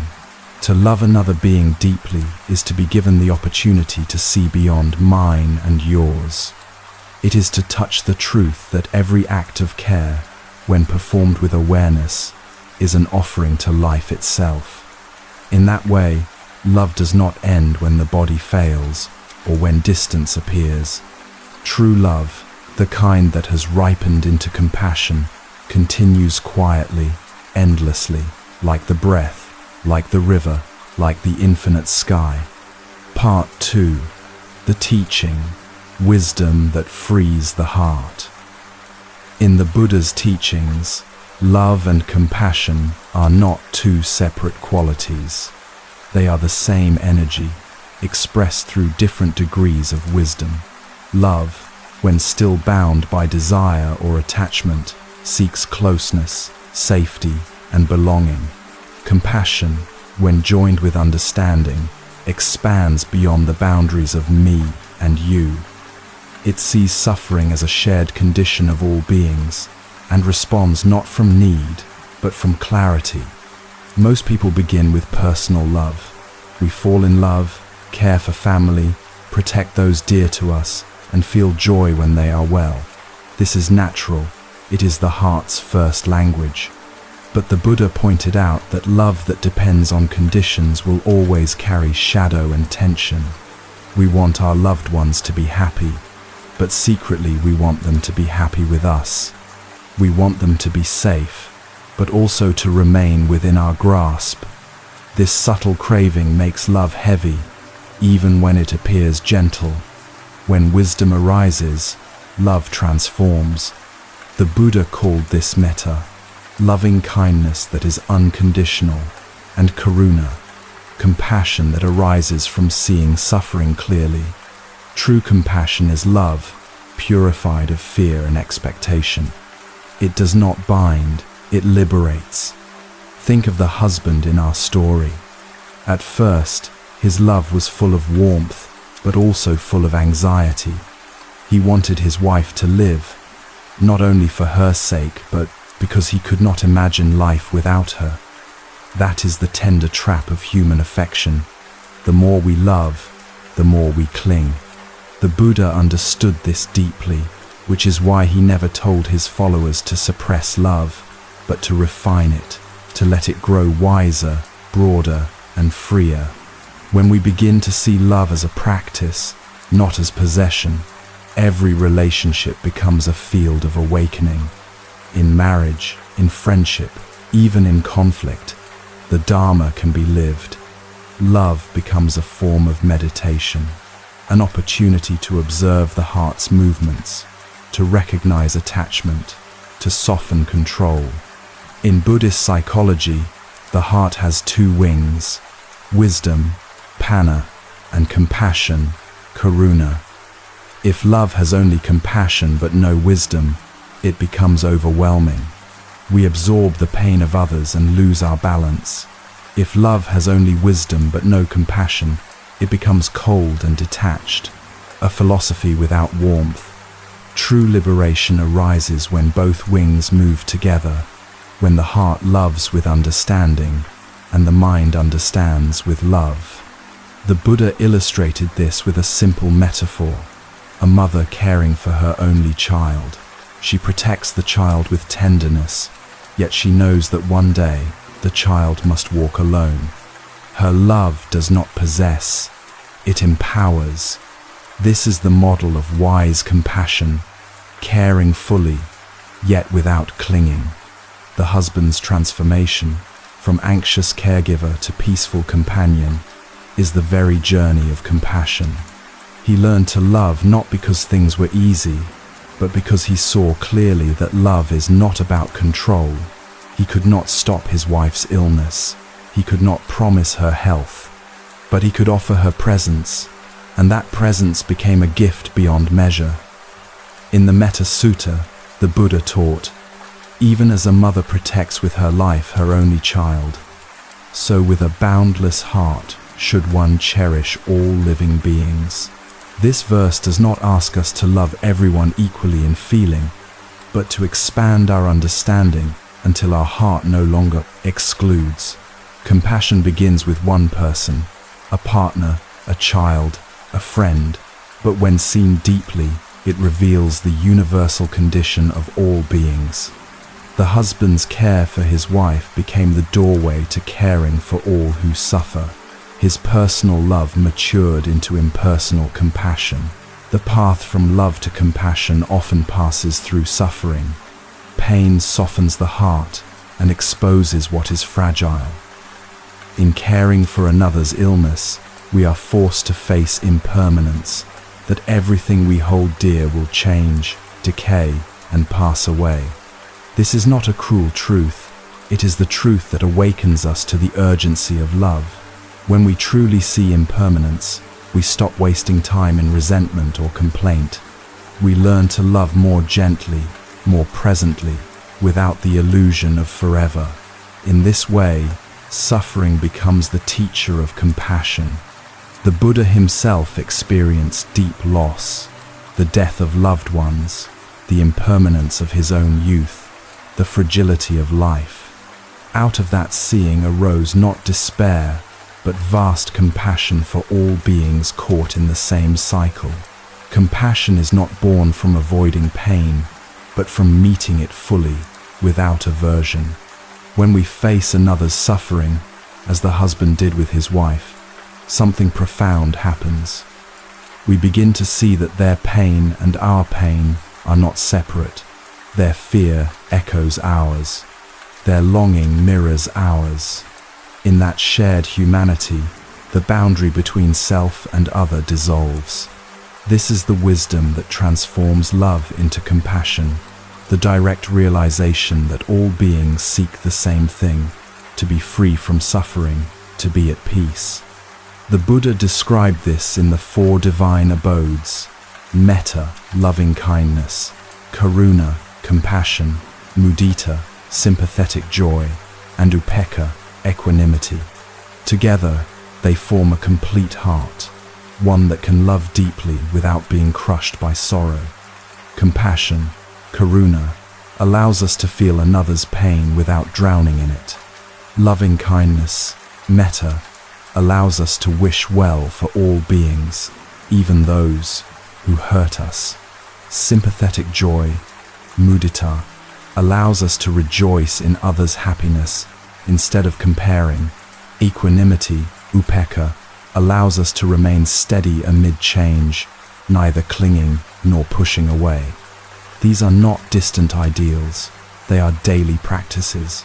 We cultivate them by being fully present with what is, a moment of care, a moment of frustration, a moment of letting go. In each situation, we ask gently, what does love look like when joined with wisdom? Sometimes it looks like staying. Sometimes it looks like releasing. Sometimes it is silence. Sometimes it is a single word spoken with gentleness. In the husband's story, his compassion matured precisely because he stayed through discomfort. He learned that true love is not tested by pleasure but by pain. It is not about how much we enjoy another's company, but how much presence we can offer when joy disappears. That presence, when guided by mindfulness, becomes sacred. The Buddha called this the perfection of patience, the ability to stay open when the heart wants to close. When we practice this, our love becomes stronger, more spacious. We begin to care without calculation, to give without fear of loss. In the light of this understanding, marriage itself can be seen as a sacred practice, not a social contract, but a daily meditation on selflessness. 2 people walk together, reflecting each other's joys and wounds, learning through conflict, softening through forgiveness. When one suffers, both are invited to awaken. When one grows, both evolve. The relationship becomes not a refuge from impermanence, but a training ground for compassion. The Buddha did not separate spiritual life from ordinary life. He taught that enlightenment is not found in isolation from human experience, but in the middle of it, in washing a cup, comforting a partner, listening with patience, forgiving again and again. These small acts, when done with awareness, polish the mirror of the heart. When we love wisely, we stop, asking, how long will this last? And begin to ask, how deeply can I be present right now? That question frees us. It removes the anxiety of control and replaces it with gratitude. As love expands, we begin to see others' happiness as our own, others' pain as our own. The boundary between this person I care for and those strangers out there grows thin. We start to recognize that every being, the bird outside the window, the neighbor we barely know, the stranger across the world, is also longing to be safe, to be loved, to be free from pain. This is the seed of universal compassion. The husband's transformation was not only emotional but spiritual. His care for one person became his entryway into awakening. Each small act of tenderness became a prayer. Each moment of grief became an opening to see the nature of life as it truly is, fleeting, fragile, and yet profoundly sacred. When we care for someone in suffering, a partner, a parent, a child, we are offered the same invitation. Can we love without holding on? Can we serve without seeking reward? Can we see beyond my pain and your pain into the vast, shared ocean of life itself? This is the heart of Buddhist compassion. It does not erase personal love. It expands it until it includes all beings. When we understand this, even the smallest act of care becomes a step toward awakening. And so, the Buddha's teaching gently reminds us, love that clings seeks comfort. Love that understands seeks freedom. When wisdom enters love, the heart opens wide enough for the whole world to rest inside. Part 3. Reflection and Practice. The Compassion Calendar and the Body Relaxation Meditation. Compassion is not a feeling to wait for. It is a practice to nurture each day. The Buddha often said that small, consistent actions of kindness transform the mind more deeply than grand emotions that fade. In relationships, this means making compassion visible, turning it into gestures, attention, and care that heal both ourselves and those we love. One gentle way to begin is through what we might call the compassion calendar. Each week, take a few moments to plan 2 simple acts. 1 act of care for your partner, and 1 act of care for yourself. It could be as humble as making breakfast with mindfulness, leaving a note of gratitude, or simply offering a long, quiet hug. The act for yourself might be resting without guilt, taking a mindful walk, or spending 5 minutes in silence. Compassion for others and compassion for oneself must grow together. Otherwise, love becomes sacrifice instead of balance. As you practice, remember that these actions are not about perfection. Some days, your energy will be full. Other days, you will feel empty. What matters is the intention to show up again and again with awareness. Each act is a small seed of liberation. Each moment of patience, a petal of wisdom. At the end of each week, reflect gently. Did I love with awareness? Did I offer kindness without expectation? Did I also care for the one who cares, myself? This reflection is not to judge but to learn. Compassion deepens through observation, not through force. Before sleep, you can close the day with a short body relaxation meditation, an 8 to 10 minute practice that softens the body and opens the heart. Lie down comfortably, close your eyes, and bring attention to your breath. Feel the air move in and out, gentle and natural. Then slowly scan through your body, from the crown of the head to the soles of the feet. With each breath, silently say, relax.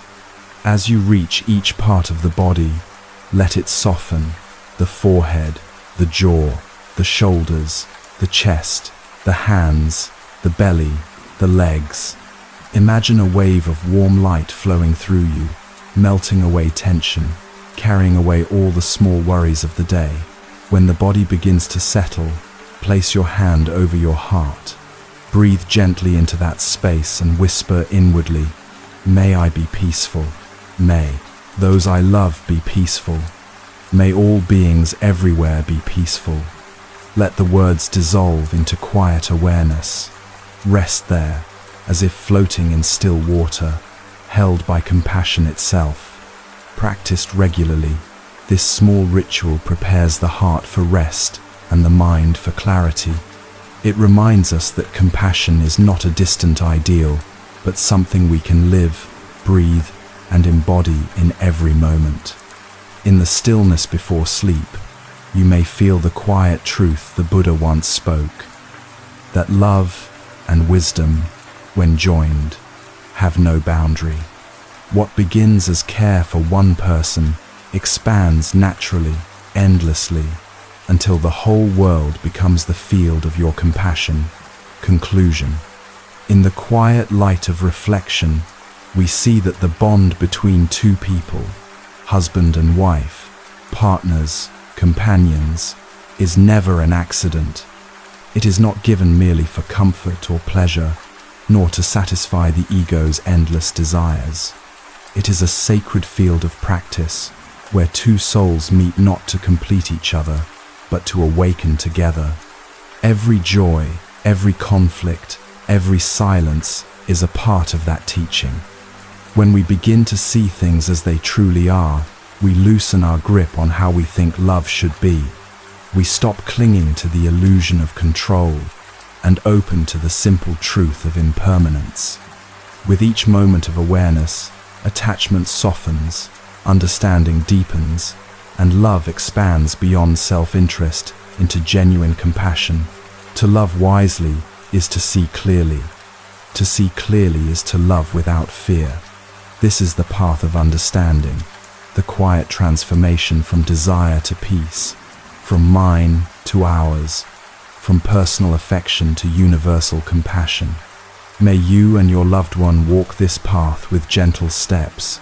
May your home become a small temple of mindfulness, a place where awareness, patience, and tenderness are practiced daily.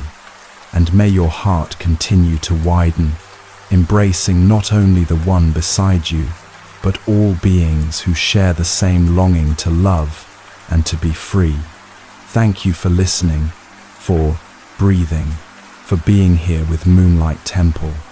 If this journey has brought calm or insight to your heart, you are warmly invited to stay, to subscribe, and to keep walking with us as we continue to share stories, meditations, and teachings that illuminate the way home to peace. May all beings be free from suffering. May all hearts awaken to love.